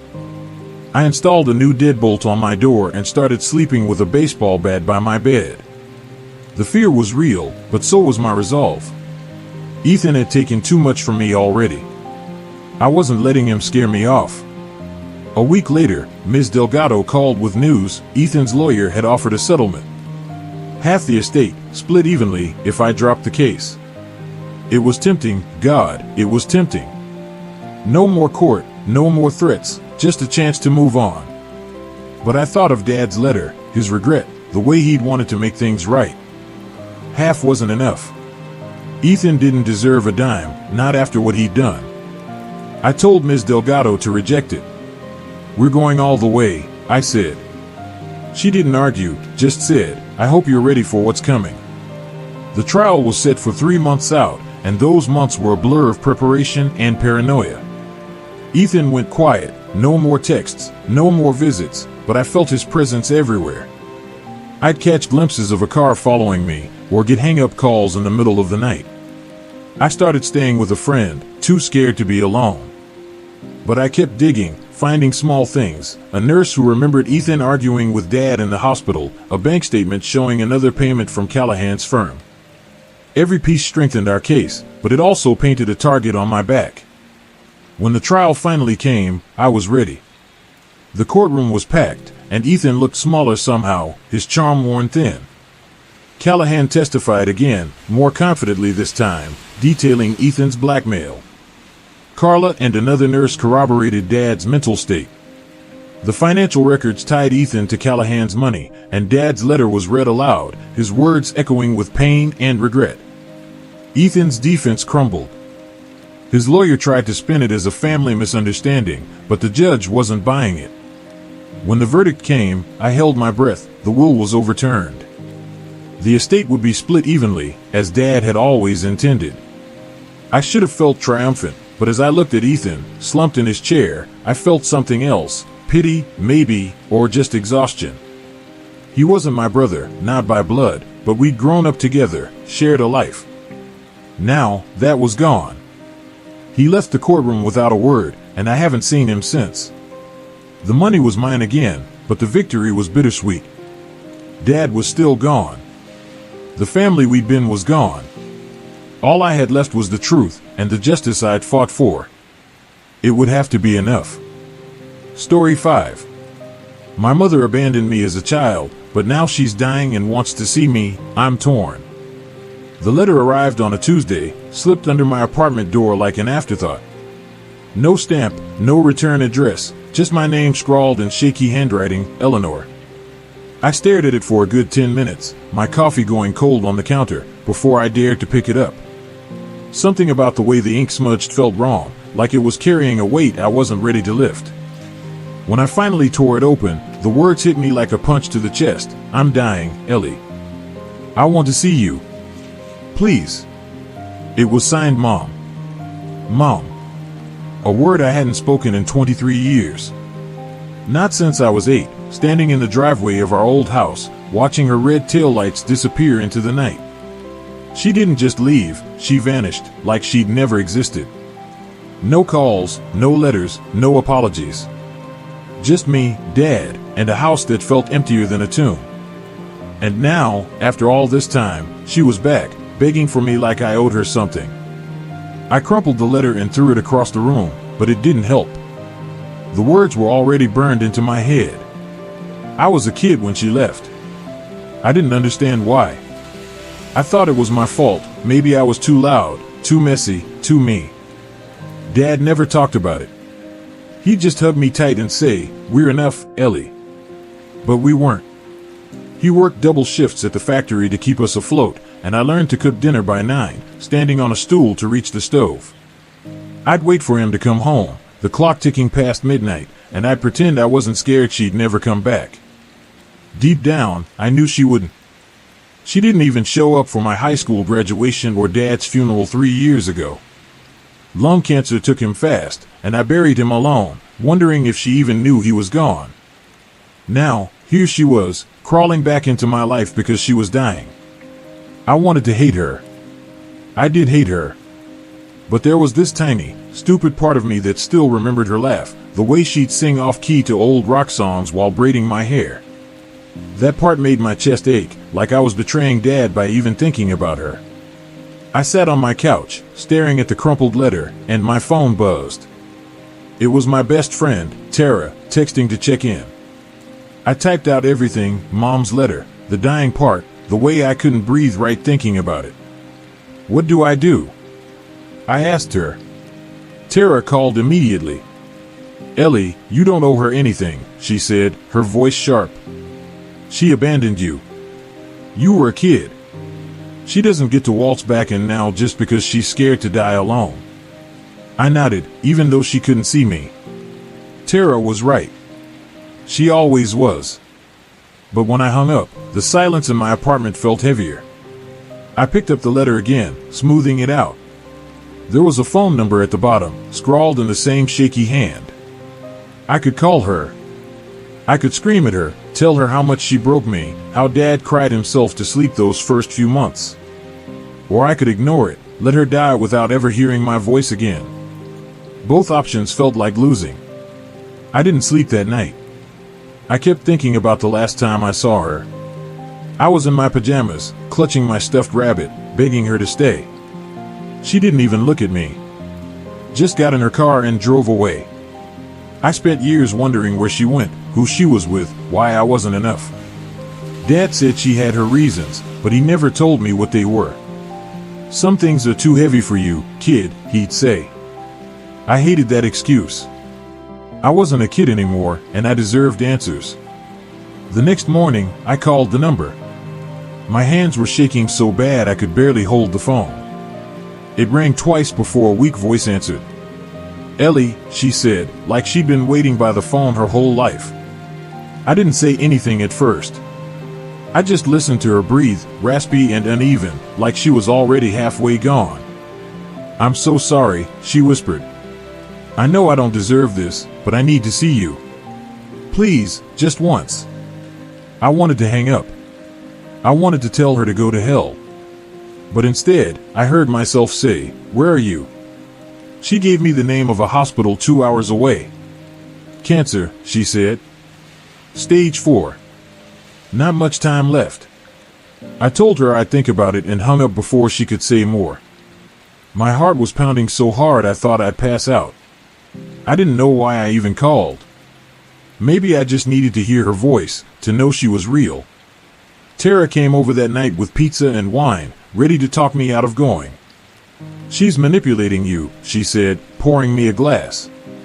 She's had years to reach out, and now she's pulling this dying card? Classic guilt trip. I nodded, but I wasn't so sure. Her voice didn't sound manipulative, It sounded desperate, broken. Like she was clinging to something I couldn't see. I told Tara about the call, how Mom sounded like she was already fading. Tara softened a little but still shook her head. You don't owe her closure, Ellie. You've built a life without her. You've got your job, your friends, me. Don't let her drag you back into her mess. She was right, but it wasn't that simple. I'd spent my whole life wondering why she left, and now I had a chance to ask. If I didn't go, I'd spend the rest of my life wondering what she would have said. But if I went, I'd have to face her, face the woman who broke my family and left me to pick up the pieces. I didn't know if I was strong enough for that. By the end of the week, I was a wreck. I couldn't focus at work, couldn't eat, couldn't stop thinking about that letter.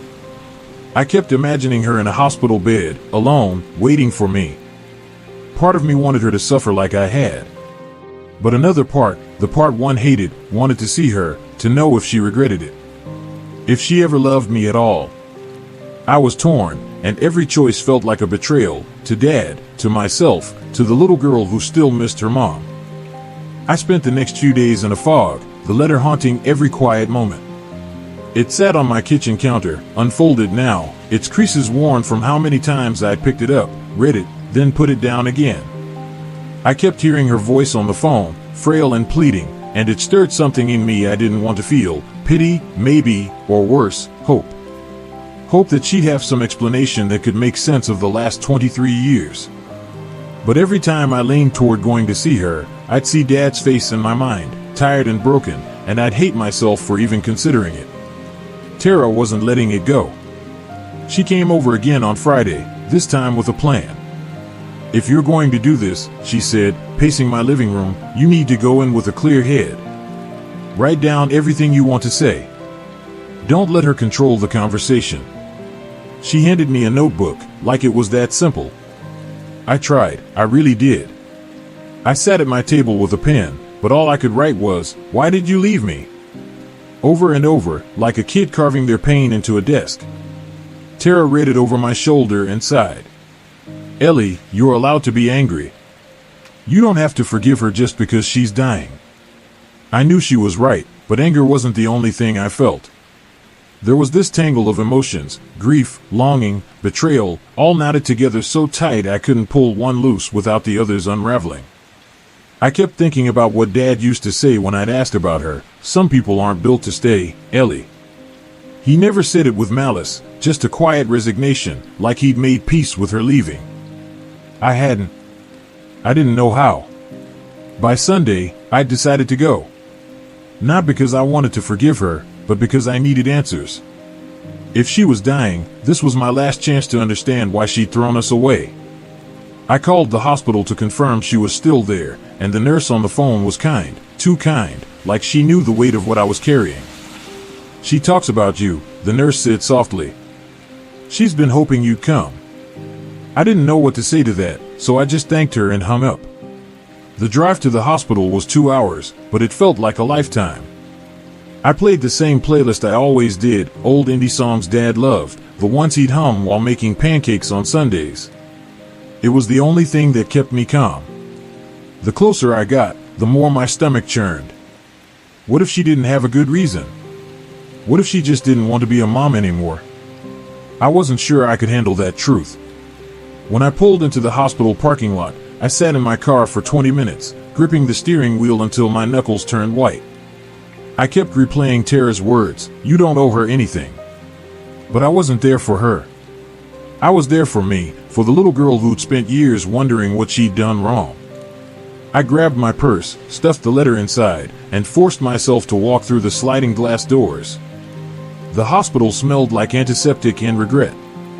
The nurse at the desk pointed me to room 312, and every step down the hall felt like wading through quicksand.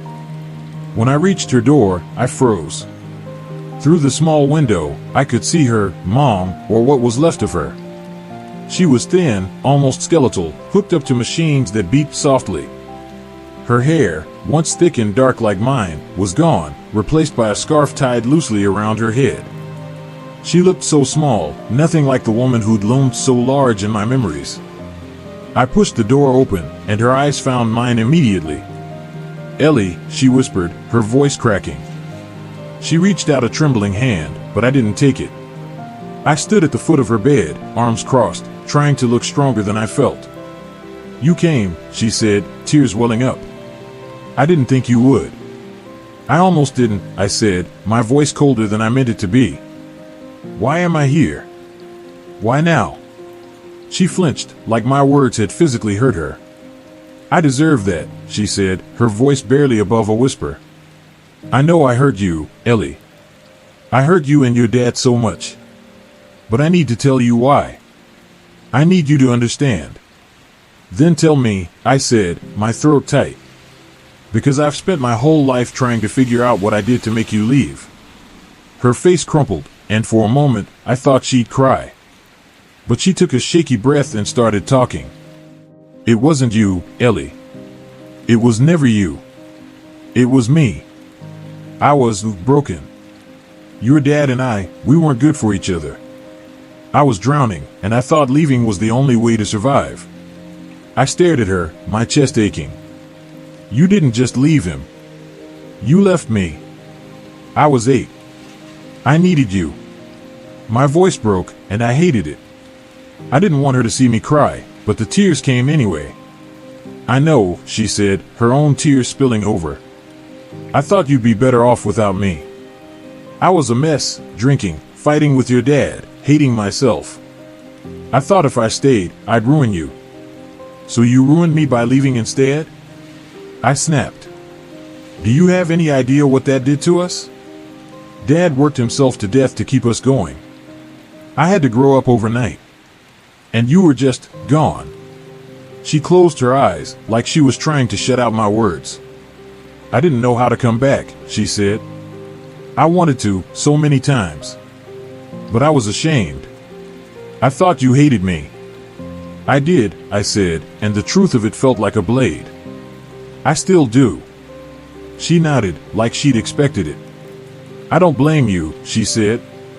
But I need you to know the whole story. There's something I never told you, something your dad didn't want you to know. My heart stopped. What? I asked, my voice barely audible. She looked at me, her eyes full of something I couldn't read, regret, maybe, or fear. I didn't leave because I didn't love you, she said. I left because I was running from someone. Someone who would have hurt us all if I'd stayed. Her words hung in the air like smoke, thick and impossible to ignore. Someone who would have hurt us all. I stood frozen at the foot of her hospital bed, my arms still crossed, trying to process what she'd just said. My mind raced, picking apart every memory I had of her, of Dad, of our life before she left. Nothing added up. No one had ever mentioned anyone dangerous, no shadowy figure lurking in the background of our family's story. Dad had always made it sound like she left because she couldn't handle being a wife or a mom. Now she was telling me it was something else entirely? Who? I demanded, my voice sharper than I meant it to be. Who were you running from? She looked away, her bony fingers twisting the edge of her hospital blanket. The machines beside her beeped steadily, a cruel reminder that time was running out. I don't know if you're ready to hear this, she said, her voice so soft I had to lean closer to catch it. It's not simple, Ellie. It's messy, and it's ugly, and I've spent my whole life trying to protect you from it. Protect me? I laughed, bitter and hollow. You left me when I was 8. You don't get to play the protector now. Just tell me the truth. She closed her eyes, and for a moment, I thought she wouldn't answer.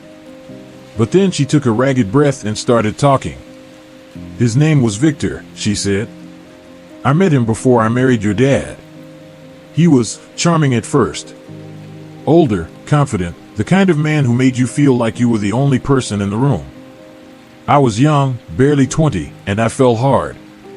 But he wasn't what he seemed. I didn't move, didn't breathe. I'd never heard of anyone named Victor. Dad never mentioned him, not once. What do you mean? I asked, my voice barely above a whisper. He was controlling, she said, her eyes still closed. Jealous. Violent. I thought I could handle it, that I could fix him.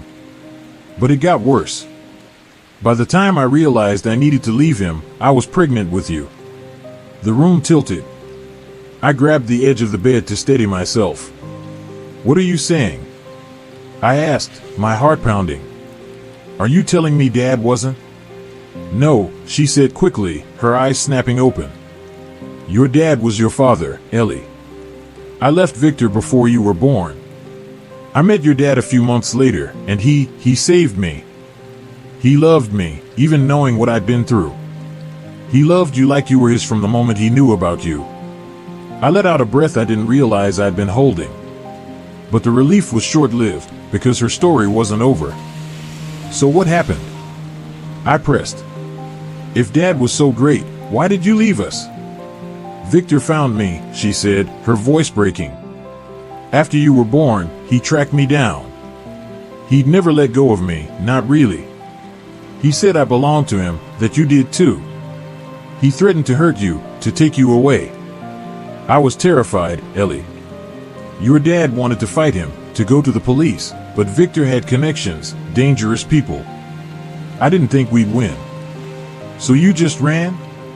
I asked, my voice shaking with anger. You left us to deal with it? I thought it would keep you safe, she said, tears streaming down her face.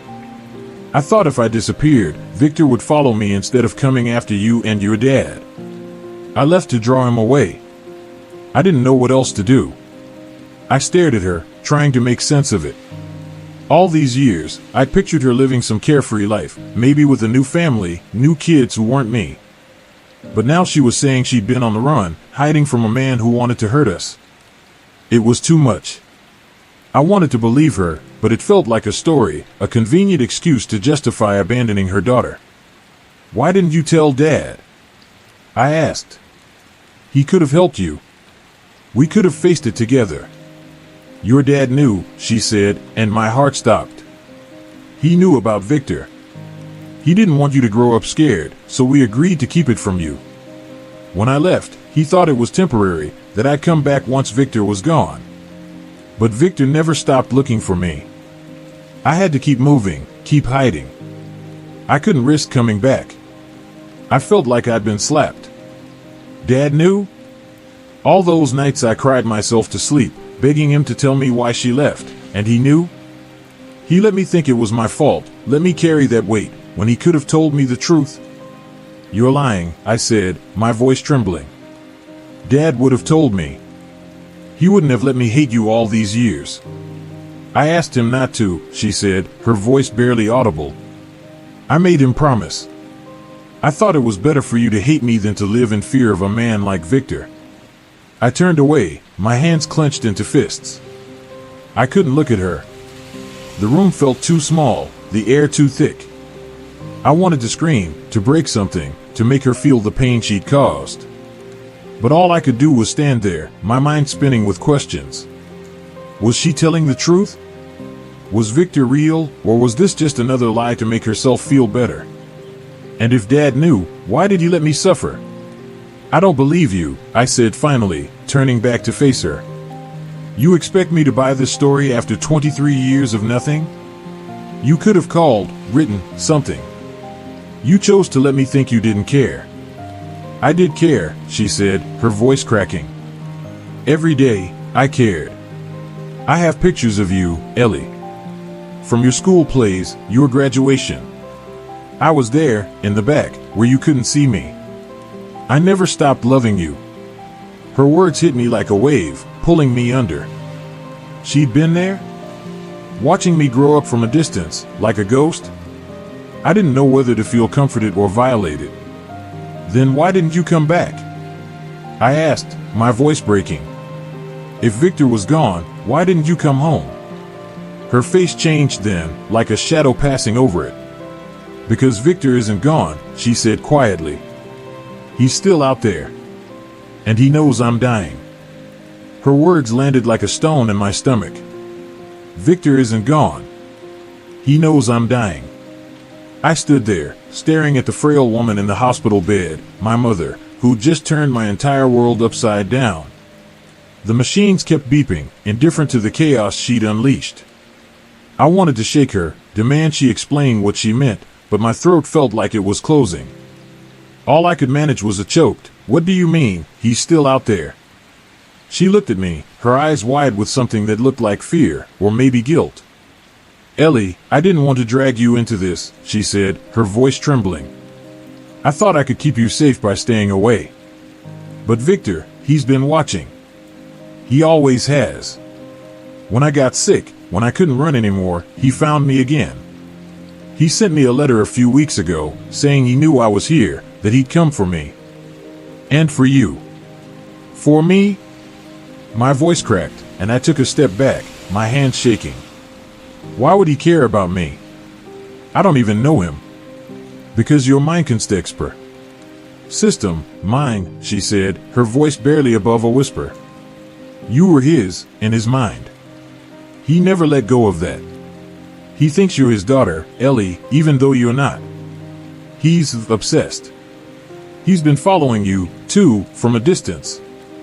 I didn't know until recently, when he started contacting me again. I felt like the floor had dropped out from under me. My whole life, I thought my mother left because she didn't want me. Now she was saying she'd been running from some deranged man who thought I was his kid. It was too much, too insane.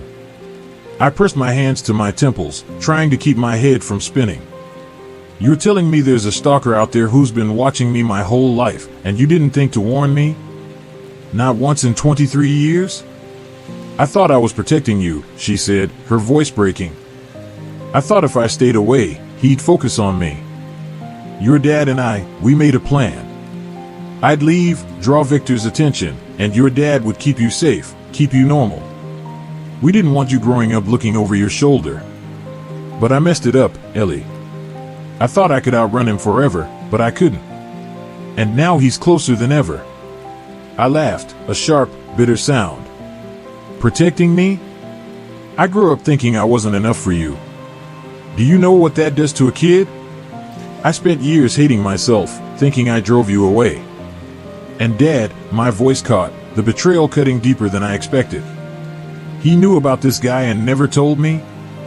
He let me think you just didn't care." "Your dad wanted to tell you," she said, tears spilling down her cheeks. "He begged me to let him, especially when you got older. But I was so scared, Ellie. Victor's not just some guy. He's dangerous.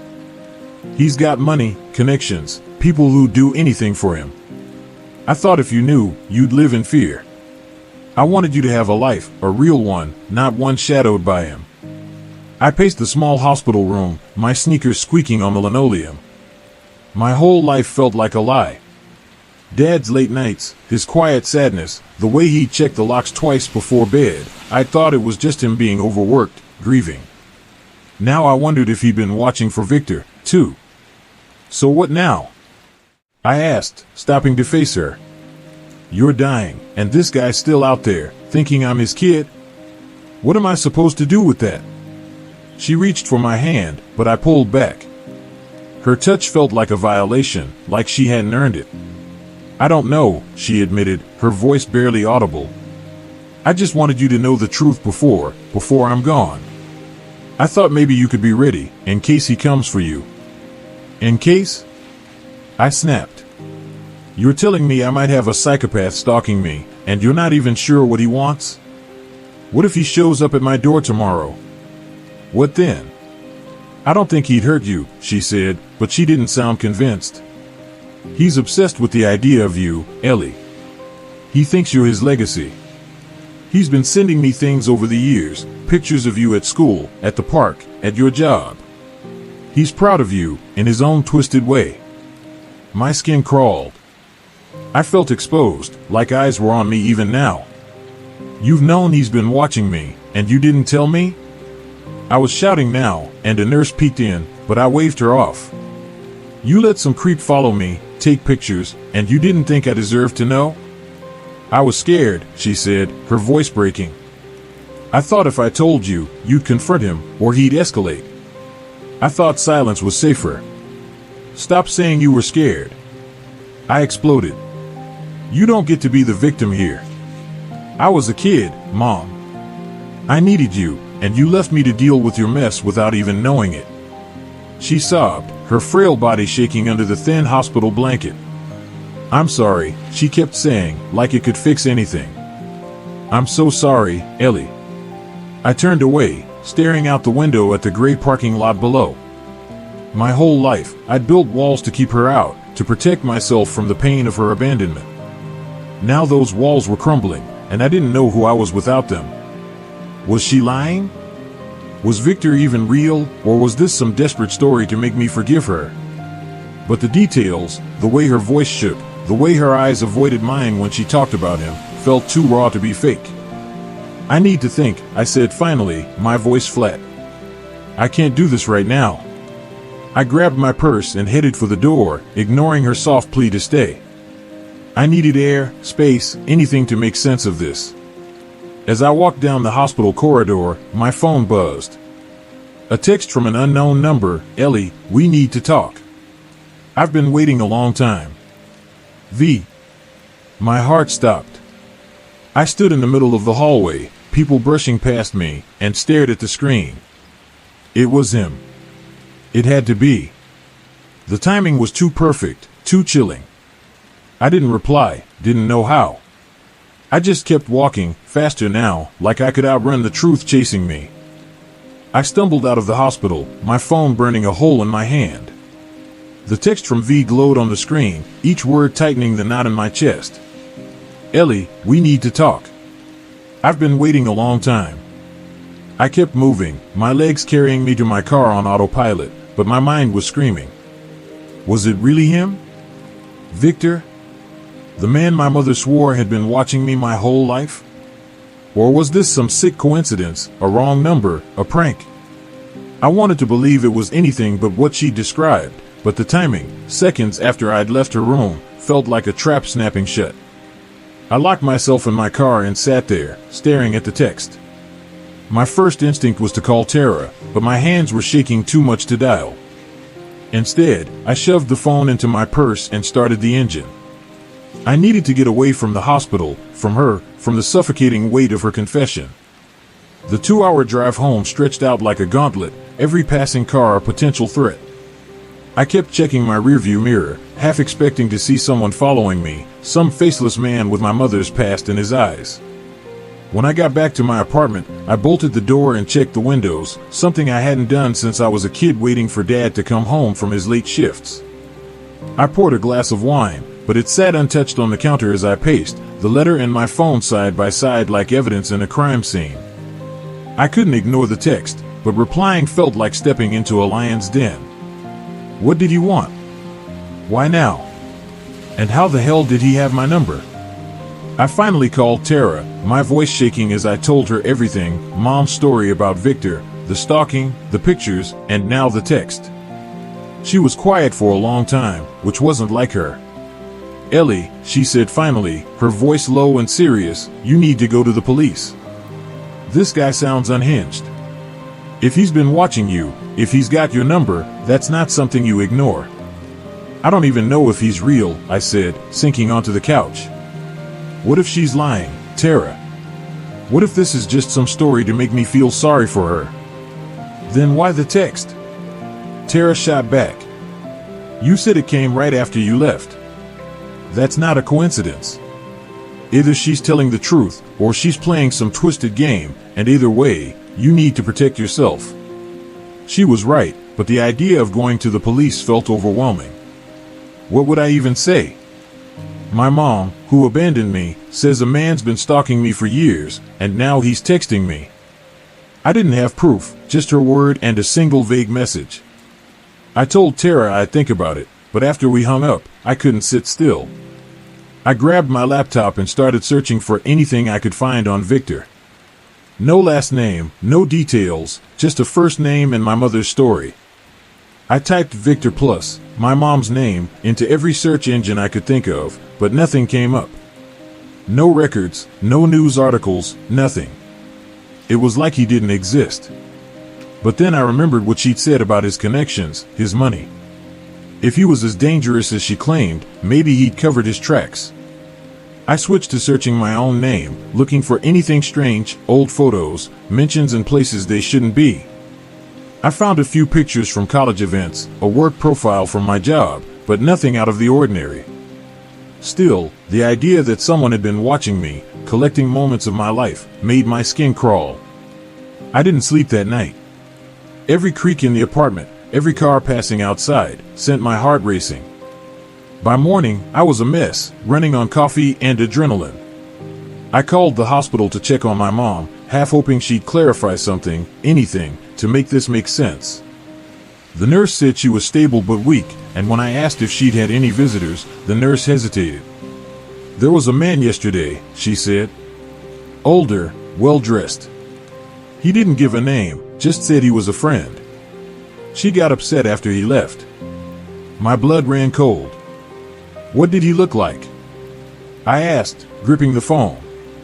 "Tall, gray hair, maybe in his 60s, the nurse said. He seemed intense. Didn't stay long." I thanked her and hung up, my mind racing.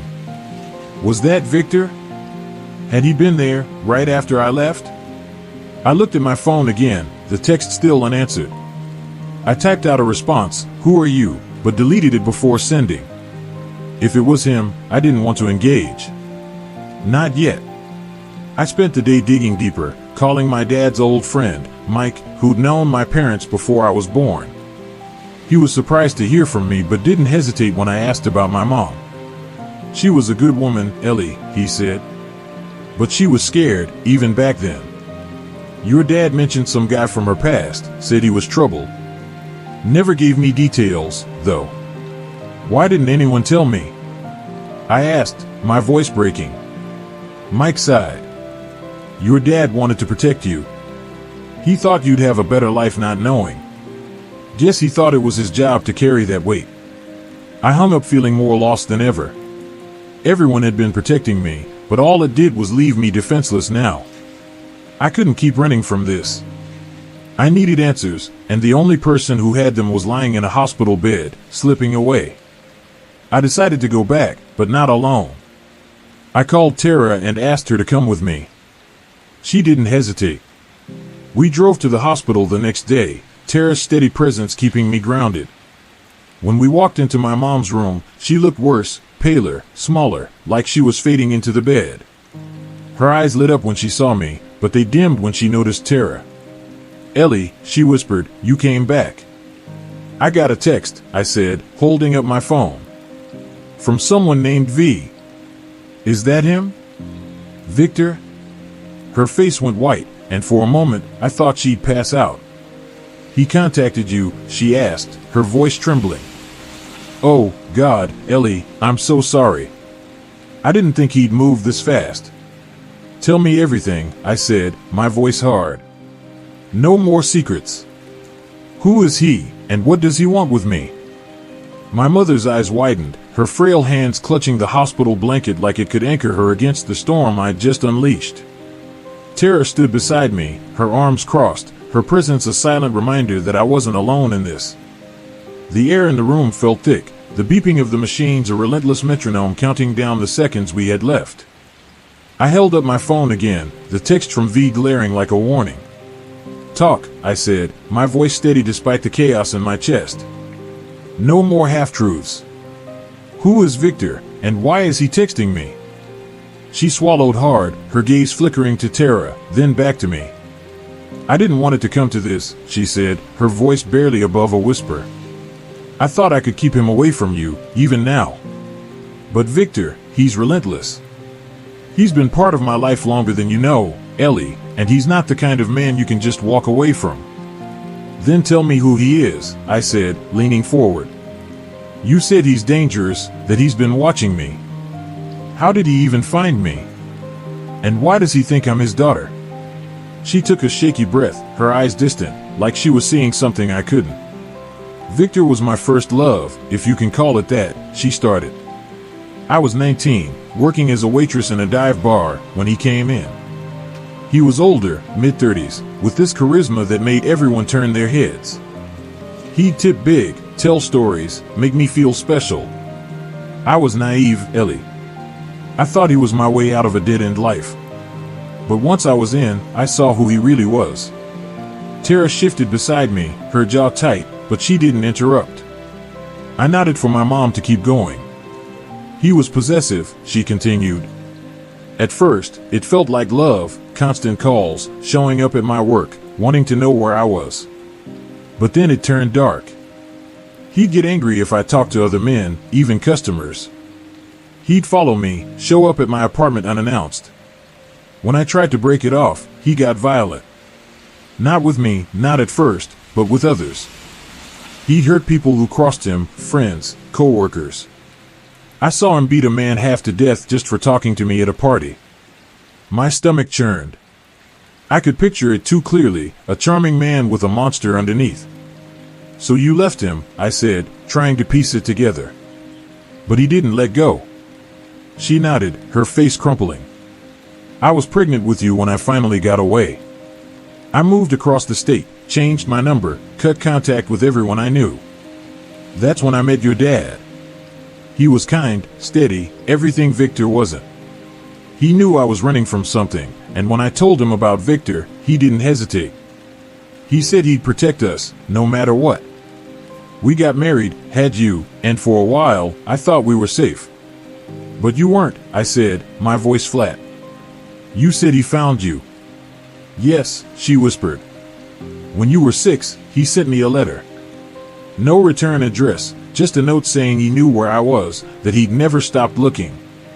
He included a picture of you at the park, Ellie. You were on the swings, smiling. I panicked. I didn't know how he'd found us, but I knew he wouldn't stop.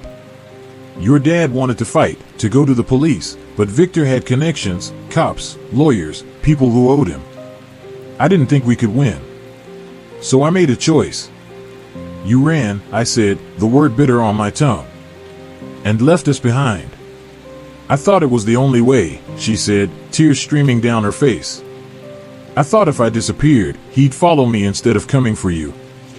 I told your dad it was temporary, that I'd come back when it was safe. But Victor never stopped chasing. I moved from city to city, changed my name, stayed off the grid.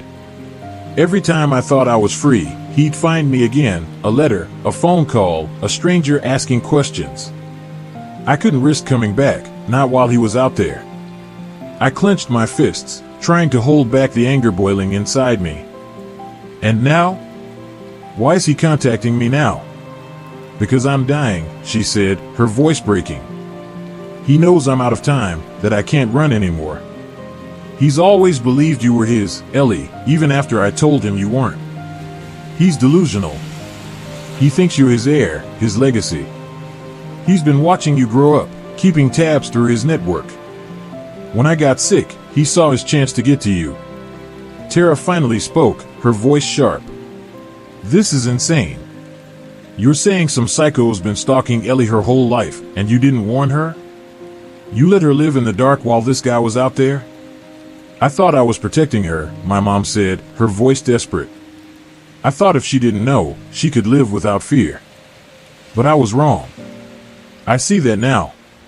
I stared at her, my mind reeling. The text on my phone felt like a ticking bomb. What does he want from me? I asked, my voice shaking. What's he going to do? I don't know, she admitted, her eyes full of pain. He's unpredictable. He might want to meet you, to claim you as his. Or he might just want to hurt me by getting to you. I don't know what he's capable of anymore. I turned to Tara, who was already pulling out her phone. We're calling the police, she said firmly. This ends now. But my mom grabbed my hand, her grip surprisingly strong. Ellie, wait. The police can't stop him. He's too connected. If you go to them, he'll know. He always knows. Then what am I supposed to do? I snapped, pulling my hand away. Just wait for him to show up at my door? There's a way, she said, her voice low. I've been keeping something that could stop him. Proof of what he's done, letters, photos, recordings. I hid them years ago, in a safe deposit box.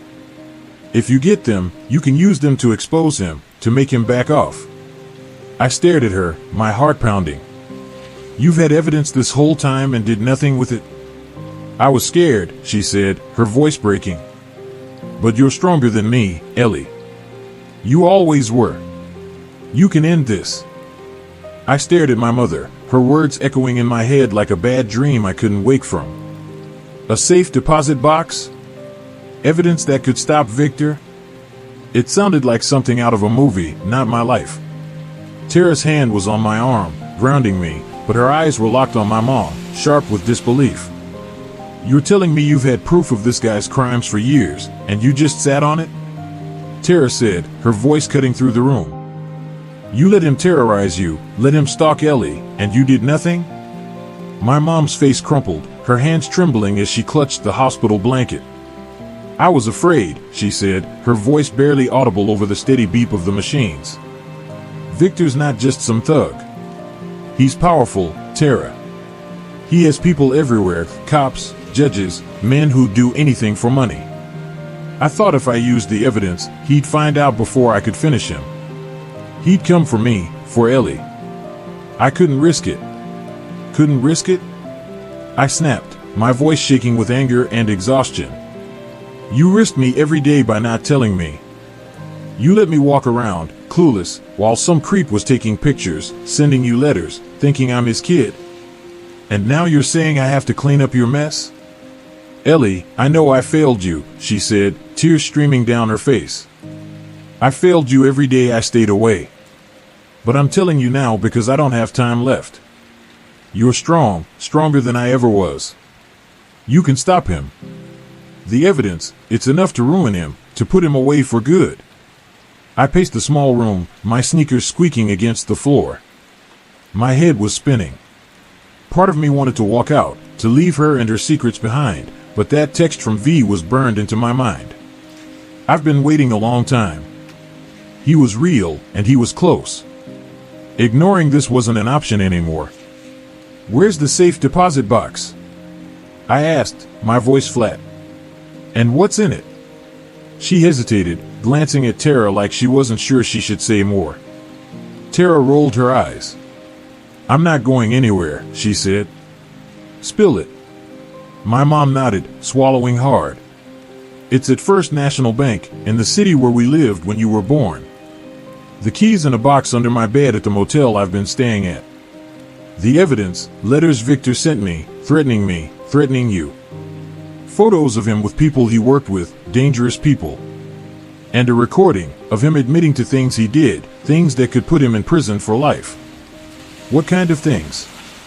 I asked, my stomach twisting. She looked away, her jaw tight. Extortion. Bribery. Worse. I got him talking one night, years ago, when I thought I could reason with him. I recorded it on a cassette, hid it with the rest. It's enough to prove he's not just a stalker, Ellie. He's a criminal. I exchanged a look with Tara. Her face was hard, but I could see the worry in her eyes. This is crazy, she muttered. You're saying Ellie should go dig up this box, take on some crime lord stalker, all because you didn't deal with it 20 years ago? I don't have a choice, I said before my mom could respond. If he's really out there, if he's been watching me, I can't just wait for him to show up. I need to know what I'm dealing with. Tara grabbed my arm, pulling me toward the door. We need to talk. Outside. Now. I followed her into the hallway, my heart pounding. She closed the door behind us and turned to me, her voice low. Ellie, this is insane. You can't just go chasing after some mystery box based on her word. What if it's a setup? What if she's lying to get you to forgive her? I don't think she's lying, I said, though doubt gnawed at me. That text, it came right after I left. Someone's watching, Tara. And if she's telling the truth, this evidence could stop him. Or get you killed, she shot back. You don't know what this guy's capable of. You need to go to the police, let them handle it. She said the police won't help, I said, frustration bubbling up. He's got connections. And even if they believe me, what do I tell them? I have one text in my dying mom story. That's not enough. Tara sighed, running a hand through her hair. Then we do this smart. We get the key, check the box, But we don't go alone. And we don't tell her anything until we know it's real. I nodded, grateful for her. Deal. But I need to do this, Tara. I can't keep living like this, wondering if someone's out there, waiting. We went back inside, and I faced my mom. Tell me exactly where the key is, I said. And don't leave anything out. She gave me the name of a rundown motel on the edge of town, room 14, and described a small metal box under the bed. The key's inside, she said. The bank will need ID, but I put your name on the account years ago, just in case. In case what? I asked, my voice sharp. In case you died and left me to deal with your stalker?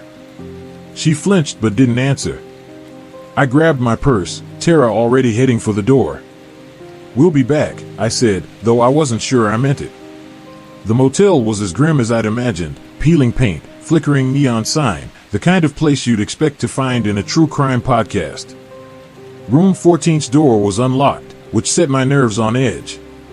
Inside, the room smelled of stale cigarettes and despair. I found the box under the bed, just like she said, and inside was a small silver key, cold to the touch. I held it up, my hands trembling. This was real. Too real. As we left the motel, my phone buzzed again. Another text from V, "You're getting closer, Ellie. Be careful." I showed it to Tara, my heart racing. She grabbed my arm. "We're not waiting," she said. "We're going to the bank now." The key felt like it was burning a hole in my pocket as Tara and I drove to First National Bank. The second text from V had me on edge, my eyes darting to every car in the rearview mirror, every pedestrian on the sidewalk. "You're getting closer, Ellie. Be careful."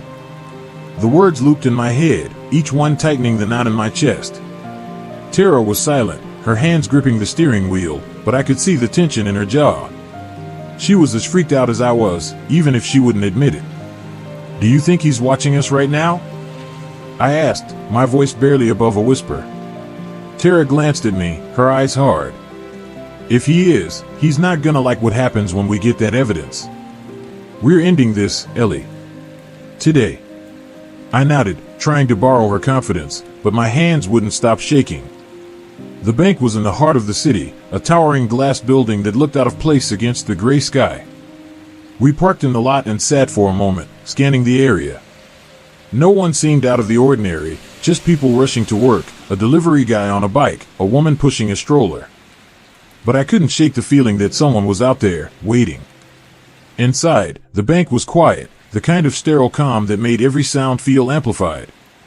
I approached the counter, clutching the key and my ID, my heart pounding as I explained I needed to access a safe deposit box. The clerk, a middle-aged woman with a tight smile, checked my ID and led us to a vault in the back. "Box 472, she said, pointing to a wall of metal compartments. "You'll have privacy in the viewing room." Tara stayed close as we followed the clerk to a small, windowless room with a table and 2 chairs. She slid the box onto the table and left us alone.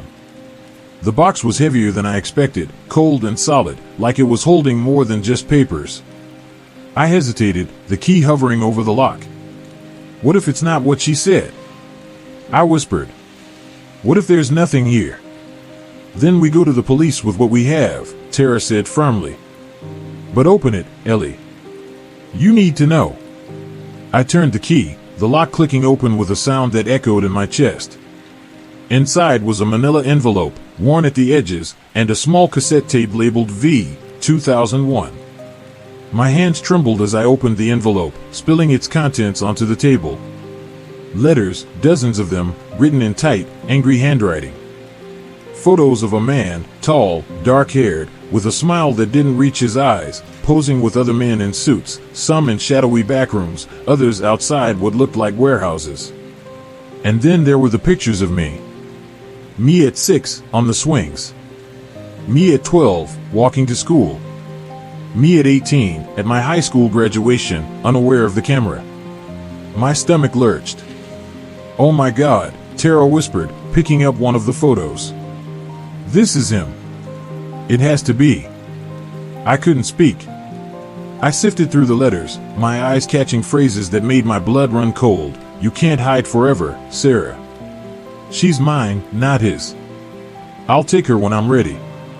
They were all signed V. The handwriting matched the note my mom had slipped under my door.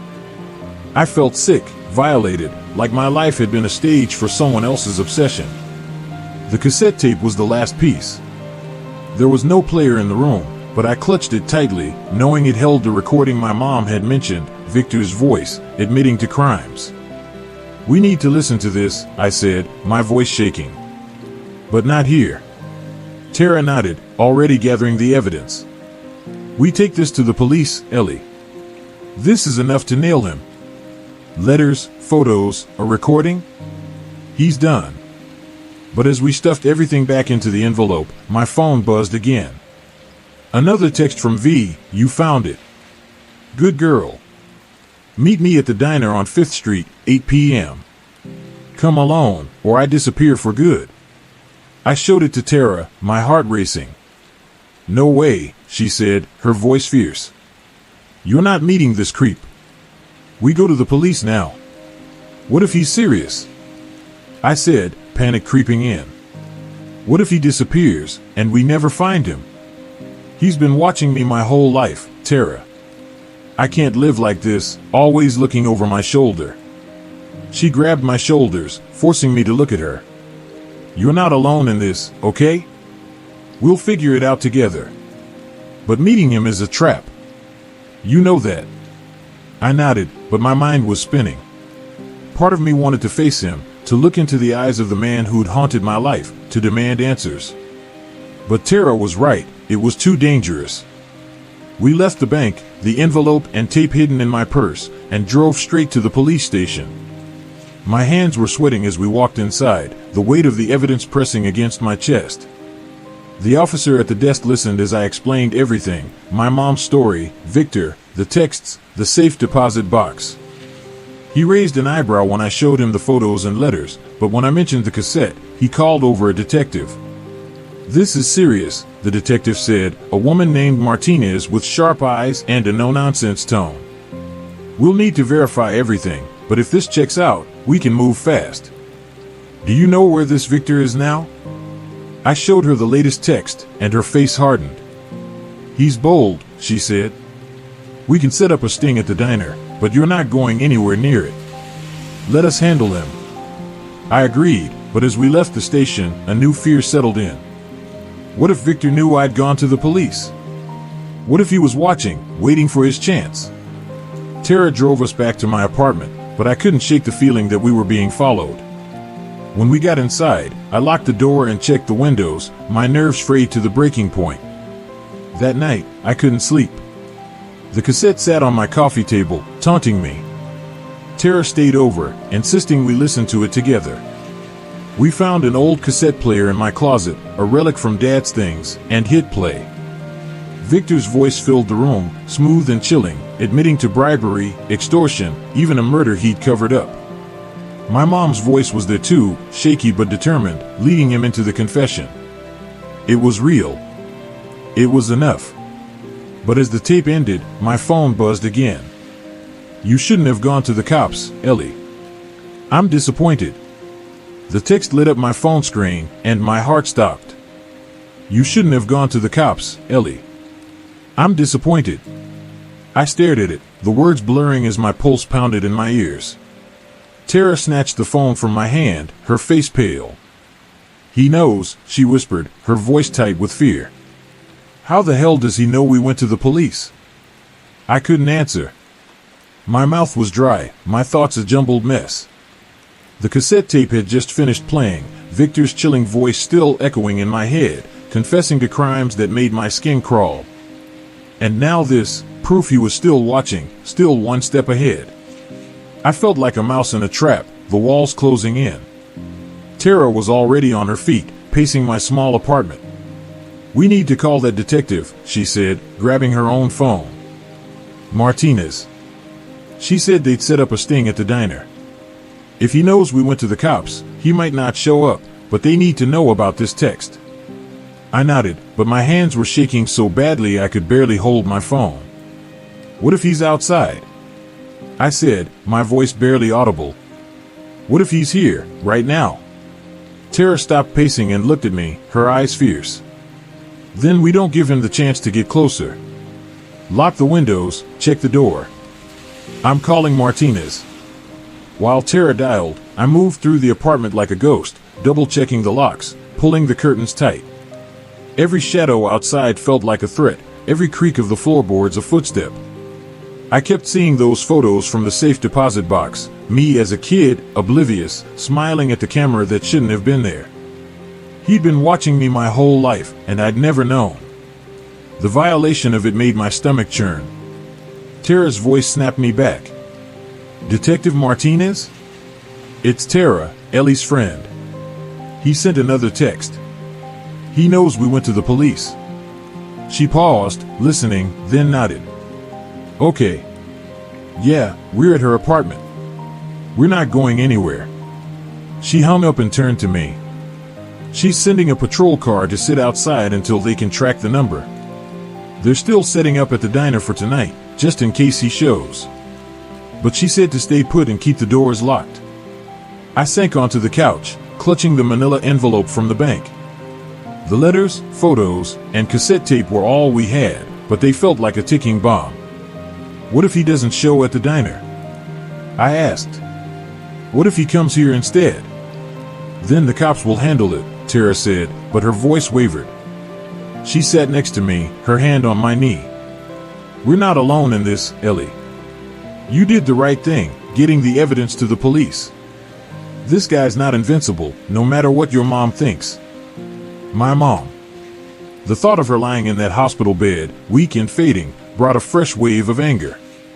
She'd known about Victor all these years, kept this secret that was now tearing my life apart. I wanted to hate her, to blame her for everything, but part of me couldn't stop wondering what it had been like for her, running, hiding, living in fear. Had she really thought she was protecting me? Or was it just easier to disappear than to fight? I didn't have time to dwell on it. My phone buzzed again, and I flinched, expecting another text from Victor. But it was the hospital. My heart sank as I answered. Miss Harper, the nurse said, her voice gentle but urgent. It's about your mother. Her condition's taken a turn. She's asking for you. If you want to see her, you should come soon. I froze, the phone pressed to my ear. Tara watched me, her eyes wide. What is it? She whispered. She's getting worse, I said, my voice hollow. They say I need to come now. Tara shook her head. Ellie, you can't. Not with Victor out there. It's too risky.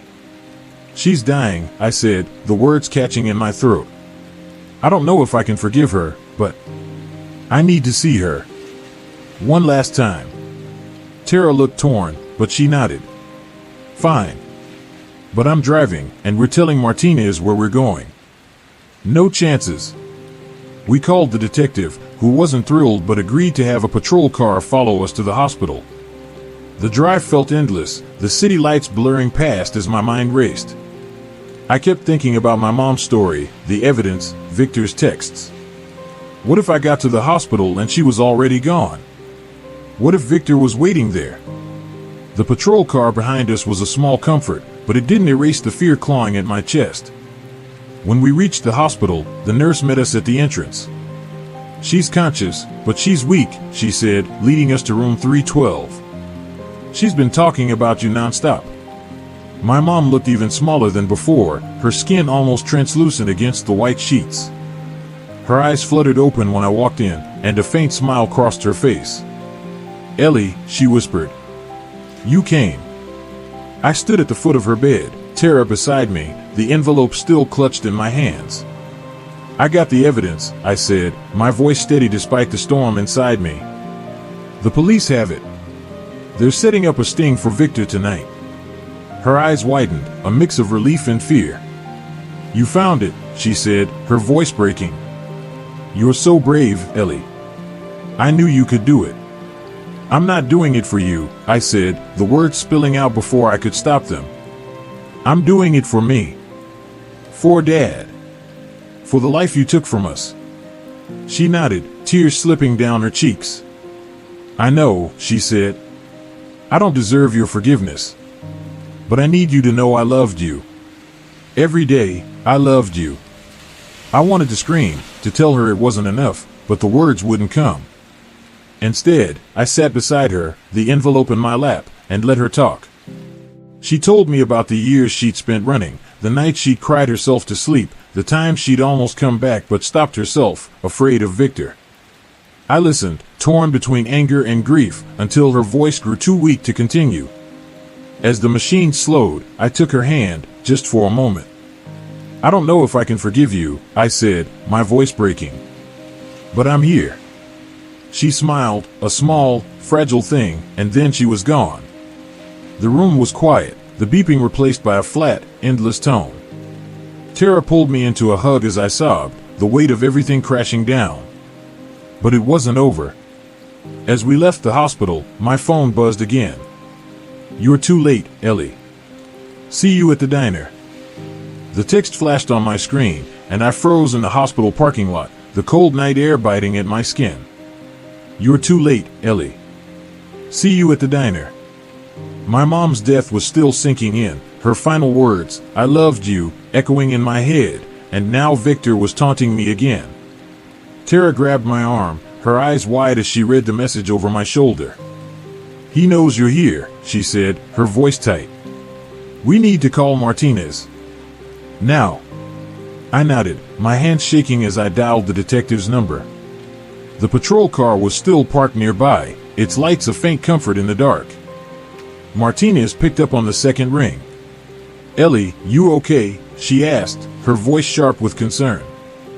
He sent another text, I said, my voice trembling. He said I'm too late and to meet him at the diner.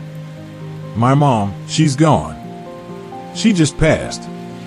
There was a pause, then Martinez's voice softened. I'm sorry, Ellie. I really am.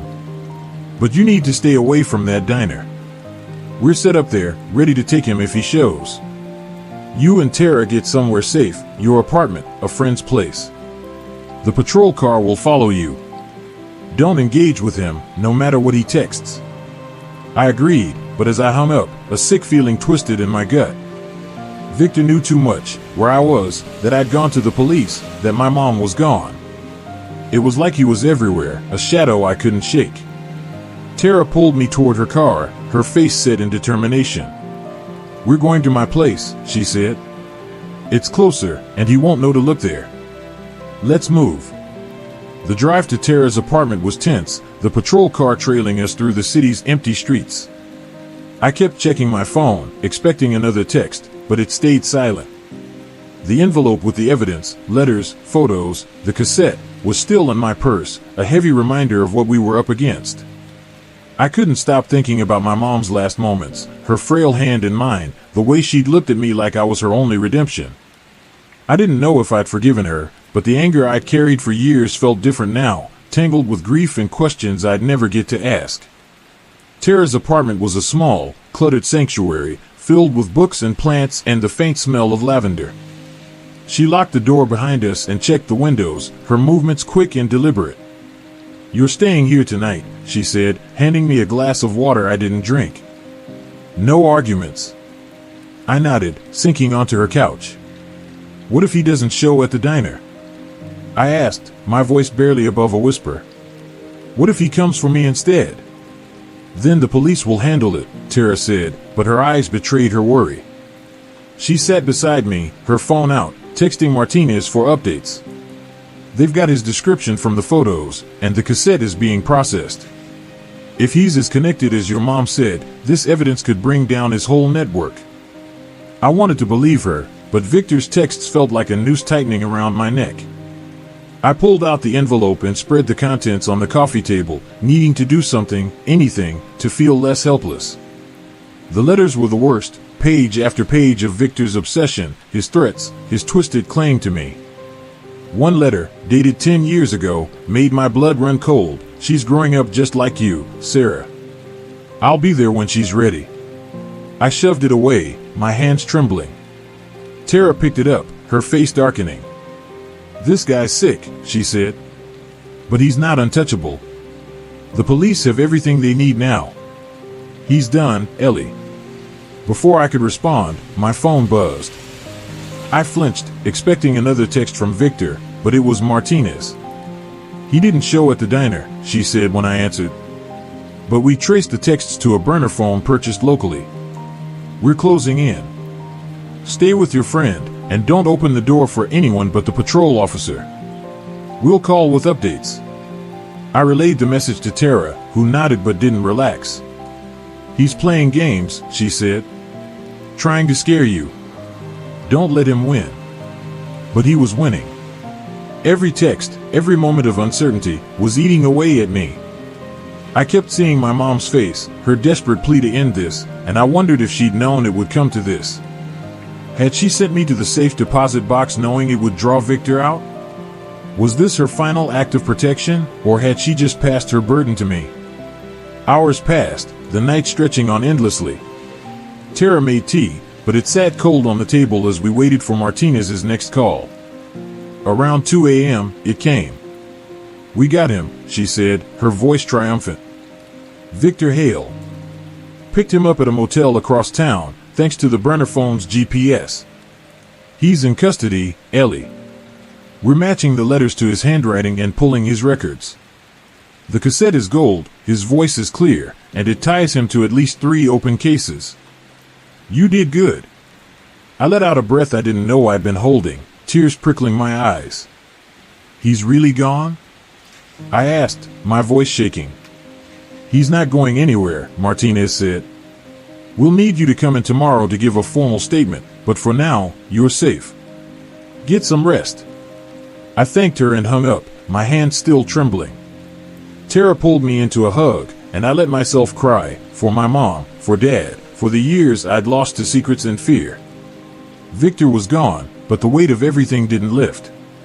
I'd spent my life hating my mom, blaming her for abandoning me, only to learn she'd been running to save me.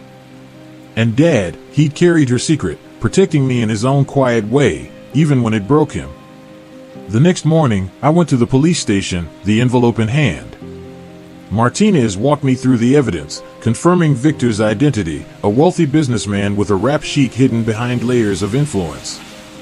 The cassette had him confessing to extortion, money laundering, and a murder tied to a rival in his network. The letters and photos were enough to charge him with stalking and harassment. He'd never see the outside of a cell again. As I left the station, the sun was rising, painting the sky in soft pinks and golds. I felt lighter, but not free. My mom was gone, and with her, the chance to truly understand her choices. I'd never know if I could have forgiven her, but I was starting to see her not as the villain I'd made her, but as a woman who'd tried, in her flawed way, to protect me. I drove to the cemetery where Dad was buried, a place I hadn't visited since his funeral.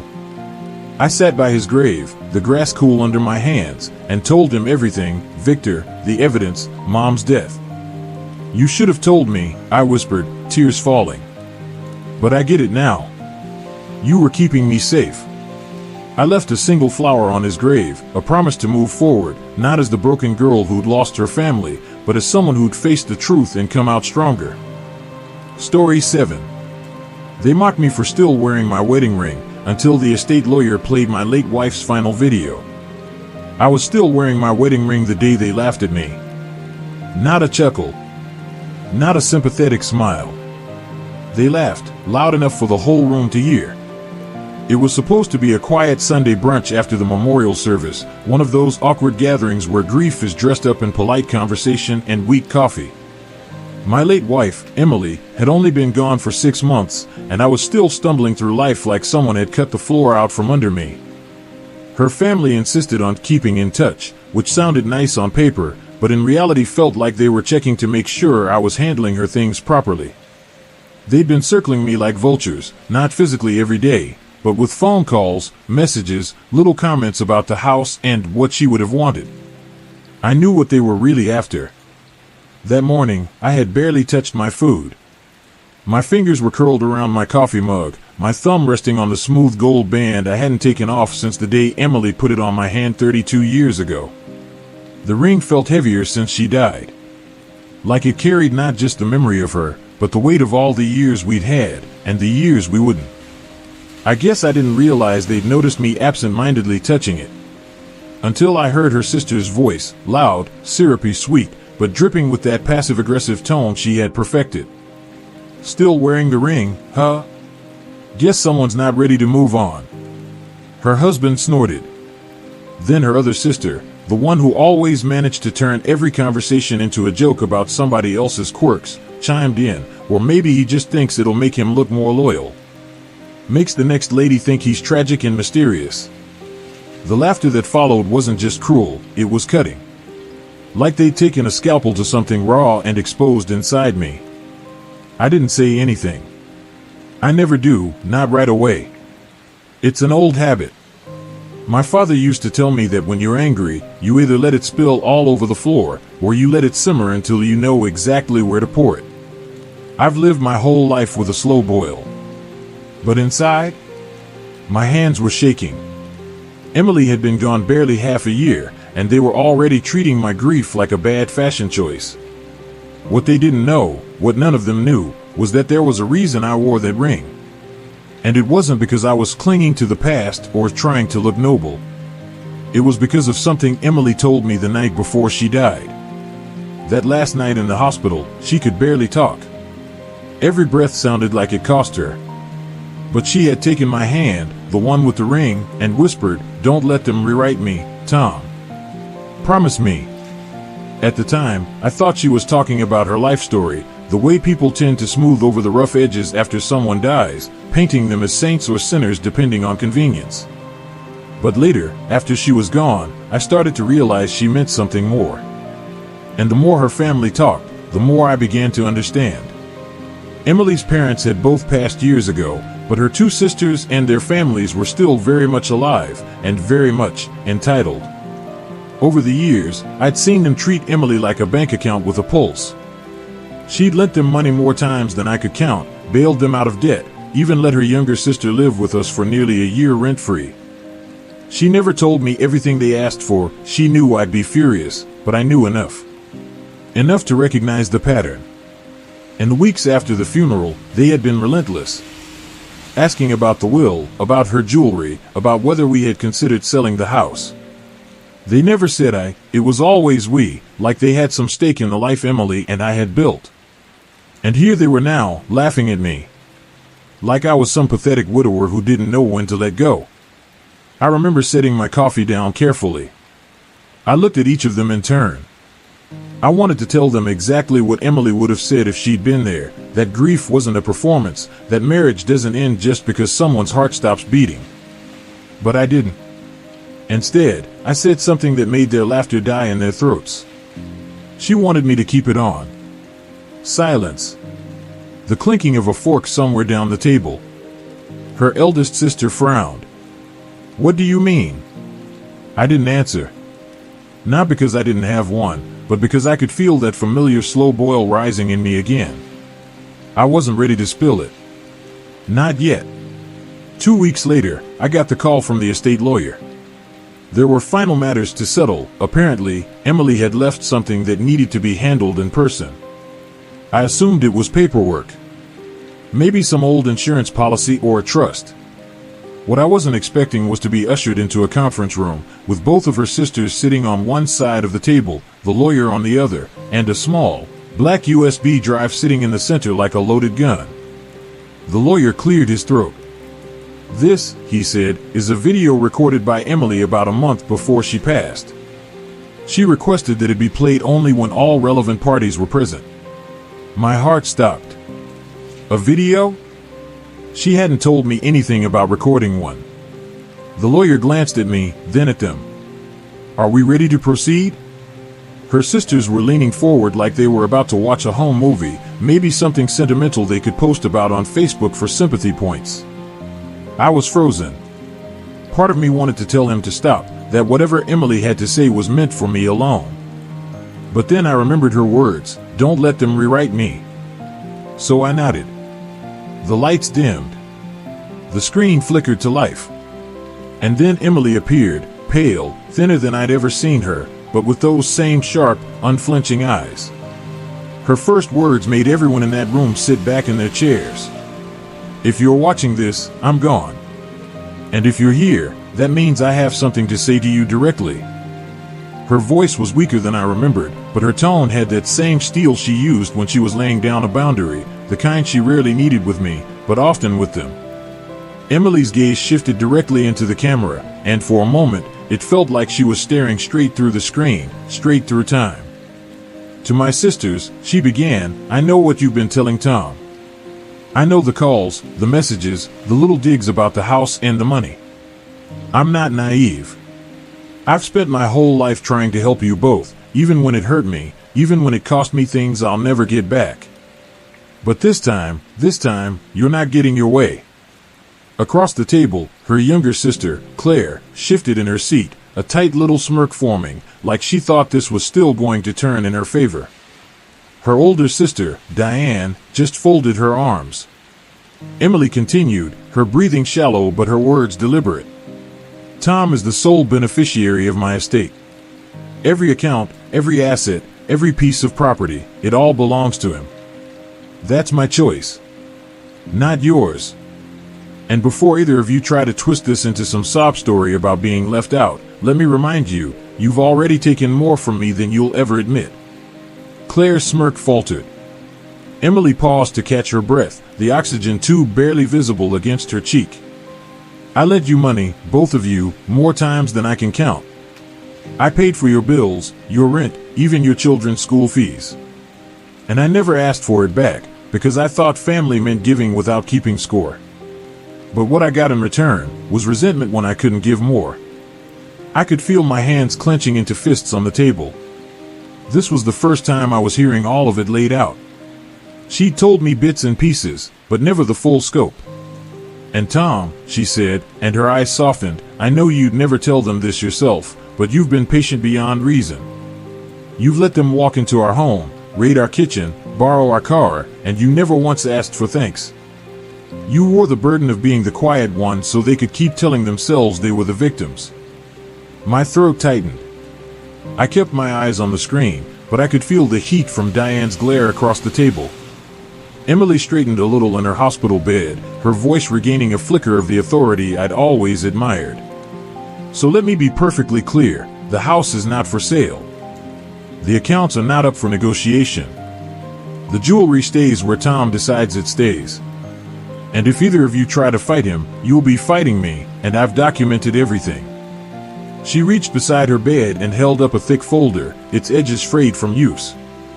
"Every loan, every date, every dollar, every text and voicemail asking for just one more favor. The lawyer has copies. And if you force Tom into court, this becomes public record." For the first time since the video started, neither sister was looking at the screen. Diane stared down at her lap, her jaw tight, while Claire fiddled with her bracelet, her face pale. Emily's voice grew softer again, but the steel was still there. "I wore my wedding ring every day because it meant something that couldn't be bought or sold. I asked Tom to keep wearing his, because I wanted the world to know he was loved without condition, something you both could never understand. If you see that ring on his hand, remember it's not a symbol of weakness. It's a reminder of the line I drew to protect him from you." I felt my chest constrict. She'd never told me she'd said that. She'd never told me she wanted me to keep wearing it for them to see. Emily closed her eyes for a moment, took a slow breath, then opened them again. "Tom, I trust you to make sure they don't rewrite me. You know who I was, what we had, and what I wanted. And you know when to let the slow boil finally spill over." The screen went black. No one spoke.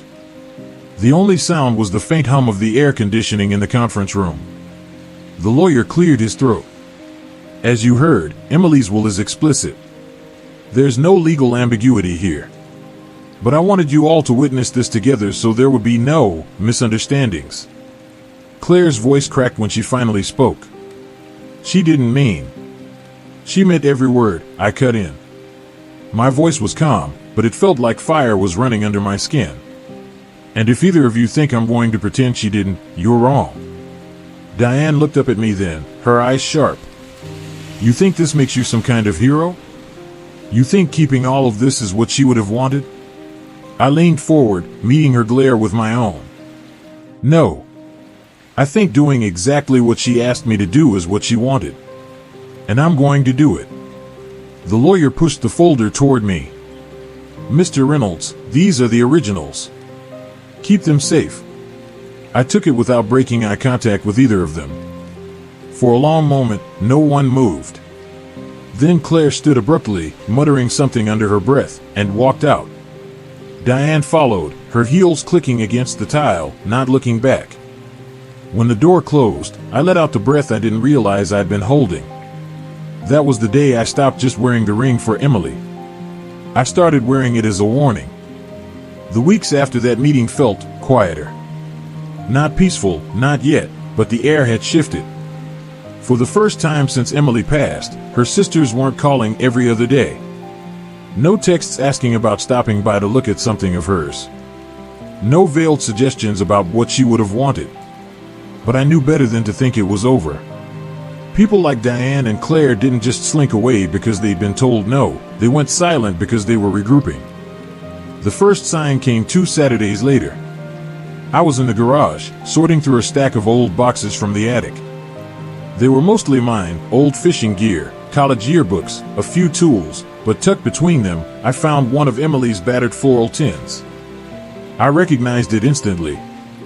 She used to keep recipe cards in it, back when we first married, before we could afford more than one cookbook. When I opened it, though, there were no recipes inside. Just a bundle of envelopes, each labeled in Emily's careful handwriting. The first one said Diane, 2012. The next said Claire, 2015. Then Claire, 2018. The stack went on, each envelope thicker than the last. My stomach tightened as I opened the first one. Inside was a loan agreement, handwritten, signed by Emily, with the amount and date neatly noted. $8 500.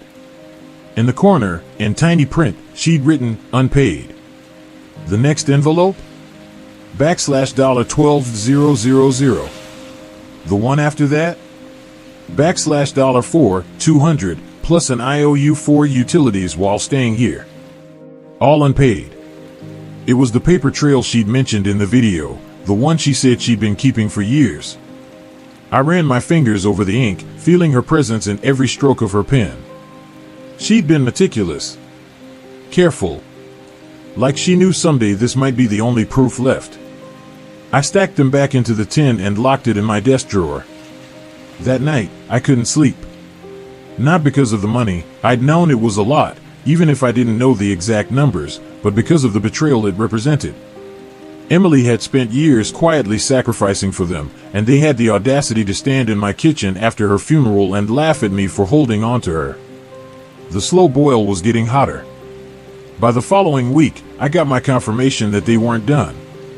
It came in the form of a letter from a law firm I didn't recognize. A request for mediation regarding the equitable division of marital assets. I stared at it for a long time. Equitable division? Emily and I had been married for over 3 decades. Every asset we had was ours, not hers alone. And they had no legal standing to claim a dime. I called the number listed. The man who answered was polite, but firm. Your sisters-in-law believe certain family heirlooms and property should be shared among the surviving family members. They're hoping to avoid litigation. I almost laughed. Avoid litigation? They'd been handed a legal grenade in that conference room, and now they were hoping I'd pull the pin myself. I kept my voice steady. Tell them to read the will again. And then tell them to watch the video again. If they still want mediation after that, I'll see them in court. I hung up before he could respond. 2 days later, I woke up to find my front garden trampled. The flower beds Emily and I had planted together, the ones she loved most, were torn up, tulips crushed, soil scattered across the walkway. I don't have cameras on the front yard, but I didn't need them.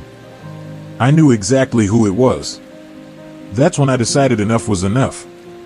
I called the estate lawyer. I want to put her video on the record, I told him. Not just for the will, I want it filed in the county's case archive. If they try anything, I want it public. He hesitated. That will make it accessible to anyone. Are you sure you want to do that? Yes, I said. She told me not to let them rewrite her. And they're already trying. The next week, the video became part of the public file. It didn't take long for the fallout to start.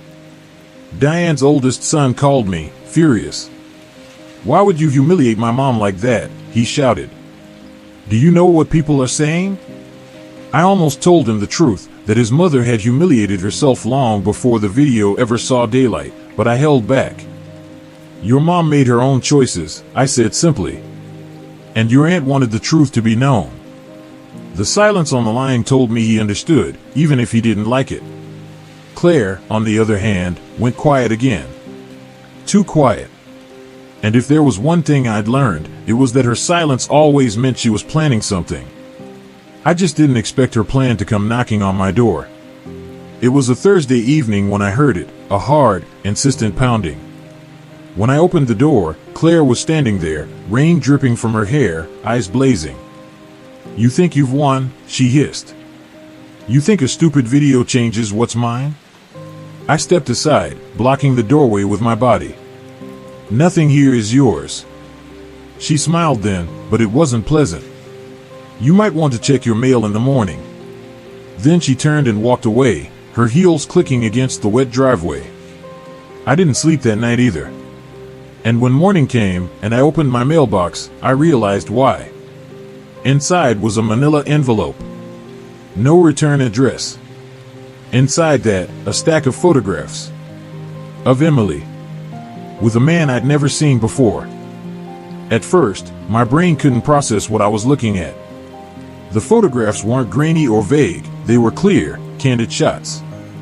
Emily sitting at a cafe table, smiling across at a man with dark hair and a sharp jawline. Emily walking beside him in a park, their arms brushing. Emily standing by the trunk of a car, his hand resting on the small of her back. The timestamps printed in the corners were from 5 years ago. My stomach twisted. I sat down hard at the kitchen table, the photographs fanned out in front of me like a deck of cards I didn't know how to play. My first instinct was to tell myself there had to be an explanation. Emily was friendly. She'd always been the kind of person who could strike up a conversation with a stranger and make it seem like they'd known each other forever. But this, the closeness in those shots, the way they were looking at each other, it didn't feel like strangers. For a moment, I hated myself for even thinking it. Emily was the one person in my life I never doubted. I trusted her more than anyone, even more than I trusted myself. But as I turned the photos over, I found something else in the envelope. A note, handwritten in rushed, jagged strokes. Asterisk, she wasn't who you thought she was. Ask about Daniel, asterisk. No signature. I must have read that note 100 times, my mind running through every possibility. Claire had sent it, I had no doubt about that, but that didn't automatically mean it was a lie. She was manipulative, yes, but she was also vindictive. If she could hurt me with the truth, she would. By noon, I had made up my mind. I called the lawyer. "Do you know a Daniel connected to Emily?" Could be a middle name, an old friend, anything. There was a pause. "Daniel Whitmore. She listed him as an emergency contact years ago, before you married." I assumed he was an old friend. The name didn't ring a bell. "Can you find him?" "I can try," he said carefully. That evening, as I was washing dishes, the phone rang. "Mr. Reynolds," the lawyer's voice came through, quieter than usual. "I found him. Daniel lives in Portland now. And there's something else. He was Emily's first fiancé." My hand froze on the dishcloth. "Fiancé?" "Yes. They were engaged for a year. Broke it off about 6 months before she met you. No record of why." I hung up without another word, my mind spinning. Emily had never mentioned a fiancé. Not once in 32 years. I'd known she had relationships before me, I wasn't naive, but an engagement? That was something else. I barely slept that night, my thoughts ping-ponging between anger, confusion, and a sick kind of curiosity. By morning, I had decided I needed to hear it from him directly. I tracked down a phone number for Daniel Whitmore and called. He answered on the third ring, his voice calm but wary. "Hello? Is this Daniel Whitmore?" "Yes." "Who's calling?" "My name is Tom Reynolds. I was married to Emily." Silence. Then, was. He said it like it wasn't a question. "She passed away 6 months ago," I said. Another pause. "I see. Why are you calling me?" I took a deep breath. "I found some photographs of you and her from 5 years ago. I need to know what they mean." A long exhale came through the line. "Mr. Reynolds, I think you deserve the truth, but you might not like it." My grip on the phone tightened. "Tell me anyway." He hesitated. "Emily and I reconnected about 6 years ago. It wasn't planned. We ran into each other at a conference in Chicago. We spent some time together after that. A few lunches. Some walks." "Just lunches?" I asked sharply. Another pause. "At first." The words hit me like a cold wave. I felt my pulse in my temples. "It wasn't an affair in the way you think," he went on quickly. "We never crossed that line fully. But we talked. A lot. About things she said she couldn't talk to you about. About regrets. About us." I didn't know if I wanted to yell or hang up. "Why did she stop seeing you?" "She ended it," Daniel said quietly. "Said she loved you. Said she couldn't hurt you." I believed her. I still do. My voice came out low and dangerous. "Do you know who sent me those photos?" "No," he said. "But whoever it was wanted to hurt you. I'm sorry for my part in that." When I hung up, I didn't feel relieved. I didn't even feel angry in the clean, burning way I had when dealing with Diane and Claire. I felt hollow. That night, I sat alone in the living room, staring at the wedding ring on my hand. I thought about Emily's final video. The way she'd said she trusted me to protect her memory. But what if her memory wasn't what I thought it was? What if protecting it meant lying to myself? And then another thought crept in, one I couldn't shake. Maybe this was exactly what Claire wanted. To crack the one thing I had left untouched, my certainty in Emily. If that was the game, I wasn't going to lose. I decided then that I wasn't just going to hold the line.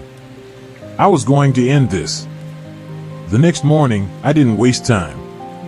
I pulled out Emily's floral tin, the one with the envelopes documenting every loan, and laid them out across my dining table like evidence in a trial. I added the photographs Claire had sent, placing them in a separate pile, not because I believed they proved anything damning, but because they were proof of Claire's willingness to dig into Emily's past to hurt me. By the time the coffee pot beeped, I already had my plan. Claire and Diane wanted to circle me like vultures? Fine. I'd make sure the carcass they were circling was poison. Step 1 was cutting off their access entirely. I went to the bank and added additional authentication layers to every account. I changed the locks on the house, installed cameras, and even had a locksmith rekey the garage and shed. They both had spare keys at one point, gifts from Emily, because she believed in giving people trust before they earned it. I wasn't that generous. Step 2 was taking the offensive. I called the estate lawyer. "I want to schedule a formal meeting with them," I said. "Here, at your office. No surprises, tell them it's about tying up loose ends." He hesitated. "You think they'll come?" "Oh, they'll come," I said. "They think there's still something to get." The meeting was set for the following Thursday. In the days leading up to it, I made copies of every loan record in the 10 and highlighted the unpaid balances. I also drafted a statement, one Emily might have been proud of, explaining exactly what I intended to do if they kept pushing. When Thursday came, I arrived early. The conference room was quiet, save for the low hum of the overhead light. I arranged the loan records in 2 neat stacks at the center of the table, with the photographs off to the side. Diane and Claire walked in together, both wearing that same thin smile that didn't reach their eyes. Claire looked smug. Diane looked bored. The lawyer greeted them politely. "Thank you for coming. Tom has a few things to address." I leaned forward. "Let's save us all some time. You've both been sniffing around since the funeral, trying to get your hands on something that isn't yours. I've been patient, maybe more patient than you deserve. But after finding my garden destroyed and receiving anonymous photographs in the mail, I think it's time we talk plainly." Claire's expression didn't change, but I saw the twitch in her jaw. Diane's lips thinned. I slid the first stack of loan records toward them. This is what Emily kept. Every loan. Every favor. Every dollar you took from her without paying back. I've got her notes, the dates, and your signatures where you bothered to give them. Total? Just shy of $50,000 between you. Diane let out a sharp breath, like she was going to argue, but I didn't give her the chance. "Second," I said, sliding the photographs forward, "these showed up in my mailbox. No return address. A note suggesting Emily wasn't who I thought she was. You wouldn't happen to know anything about that, would you?" Claire finally spoke. "Maybe someone just thought you deserved the truth." I met her gaze without flinching. "Or maybe someone was desperate enough to dig through a dead woman's past to try to break the one thing she left me, my faith in her." "You failed." She smirked, but there was no conviction in it. I leaned back. "So here's what's going to happen. If either of you contacts me again, for anything, I'll file a civil claim for repayment of every cent in those loan records. I'll attach them to Emily's video and make sure the whole mess is public. If you vandalize my property again, I'll file criminal charges and bring the footage from my new security cameras straight to the police. And if you send me anything like this again," I tapped the photos, "I'll hand it over for harassment and let a judge decide how to deal with you." Silence. The lawyer cleared his throat. "This is a formal warning, in writing, witnessed and dated. If you proceed with any claims against the estate, you do so with the understanding that this evidence will be entered into the record." Diane's eyes narrowed. "You think you're clever, Tom. But Emily wouldn't have wanted this." I held her stare. "Emily wanted me to protect her memory. And that's exactly what I'm doing." Claire stood abruptly, grabbing her purse. "Come on, Diane. This is a waste of time." They left without another word. When the door closed, the lawyer let out a breath. "I think that might do it." I nodded, but deep down, I wasn't so sure. People like them didn't stop because they'd been warned. They stopped when they had nothing left to take. Which meant I needed to make sure there was nothing left for them.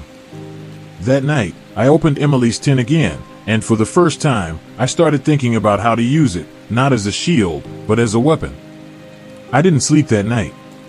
Every time I closed my eyes, I saw that man's face, the stranger who had been my mother's shadow all those years ago. The one who, if the rumors were true, was the reason my whole life had been built on a lie. The envelope sat on the kitchen table like a ticking bomb. My coffee went cold in my hands. It wasn't fear that kept me frozen, it was the gnawing, choking need to know. Finally, just as the first light of dawn crept through the blinds, I broke the seal. The handwriting was elegant, almost too careful, as if the writer had rewritten it a dozen times before sending it. David. Asterisk, if you're reading this, it means your mother didn't burn my letter like she promised she would. That's good. I think you deserve to know the truth before it's too late, asterisk. Asterisk, you've been told your father was Thomas. He wasn't. He loved you like his own, but you and I share the same blood. I am your biological father, asterisk. Asterisk, your mother and I, it wasn't supposed to happen. But when I found out about you, I wanted to be part of your life. She refused, said it would destroy her marriage. So I stayed away. I thought I was doing the noble thing, asterisk. I don't expect your forgiveness, but I wanted to give you the choice I never had, whether to know me or not. If you ever want to talk, my address is on the back. I just sat there, reading and rereading the words until they blurred. My chest felt hollow. Thomas, the man who had taught me to ride a bike, who had come to every school play, who had hugged me when my dog died, wasn't my father. And the man who was a stranger who lived 3 hours away. I didn't cry. I couldn't. My emotions felt like a glass of water tipped over on the floor, spilled everywhere, impossible to gather back. When the sun was fully up, I picked up the phone and called my sister. My voice was hoarse. Sarah, I found a letter. It says Thomas isn't my father. There was a pause, then a shaky exhale. I didn't want you to find out like this, she whispered. I froze. You knew? Silence. And that silence told me everything. The week after the wool reading, I expected a storm. My daughter and her husband had been humiliated, my ex-wife had lost her last bargaining chip, and the man who had once been married to her now owned the house she believed was her kingdom. But instead of a storm, there was silence. Not the peaceful kind, no. This was the thick, heavy kind that sits on your chest like a weight. Nobody called. Nobody showed up at my door. It was as if the family had decided I was no longer part of the bloodline. At first, it hurt more than I wanted to admit. I kept walking past the living room phone, half expecting to hear it ring. I told myself I didn't care, that I'd chosen this, but when you've spent decades being a father, even to people who take you for granted, the absence feels like losing a limb. The man who now owned my old house, my ex-son-in-law, sent me a short letter. It wasn't smug, it wasn't gloating. It was simple. Thank you for your trust. I'll take care of the place. I didn't reply, but I kept the letter. Not because I trusted him completely, but because it reminded me there was at least one person who understood that what I did wasn't about revenge. It was about cutting away the rot so something healthy might grow in its place. Christmas came. My first Christmas alone in decades. I didn't bother with a tree. I bought a single strand of lights, put them in a jar, and set them on the table. I made dinner for one, roast chicken, a glass of wine, and an old movie playing in the background. At midnight, I sat on the porch. The air was cold, and the sky was empty of snow, but the silence was bearable. For the first time in years, I didn't feel like I was sitting in the shadow of other people's expectations. I was just me. I thought about the years I'd poured into raising a daughter who, in the end, valued her pride and her husband's ego over family. I thought about the sacrifices that had gone unnoticed, the moments of quiet humiliation I'd swallowed just to keep the peace. And I realized something. Peace isn't the absence of conflict. Peace is finally being able to live without begging for respect. The house, the inheritance, the family name, they were just props in a play I'd been acting in for too long. Now the curtain had dropped, and the audience had left.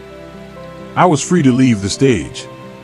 I don't know if my daughter will ever understand why I did what I did. Maybe she'll think of me as bitter until the day she dies. Maybe one day, she'll realize that giving her ex the house wasn't spite, it was the final lesson I could teach her. You can't build a future on entitlement. As for me, I've started looking for a little place by the water. Somewhere quiet, where the air smells like salt and the nights are dark enough for the stars to look close enough to touch. I want to spend my last years without the constant noise of people who see me as an obstacle or a wallet. It's funny, my life is emptier now. Fewer voices, fewer obligations. But in that emptiness, I feel something I haven't in a long time. Room. Room to breathe. Room to think. Room to finally be the man I kept buried under decades of playing the role of dad, husband, and provider. And maybe, just maybe, that's enough.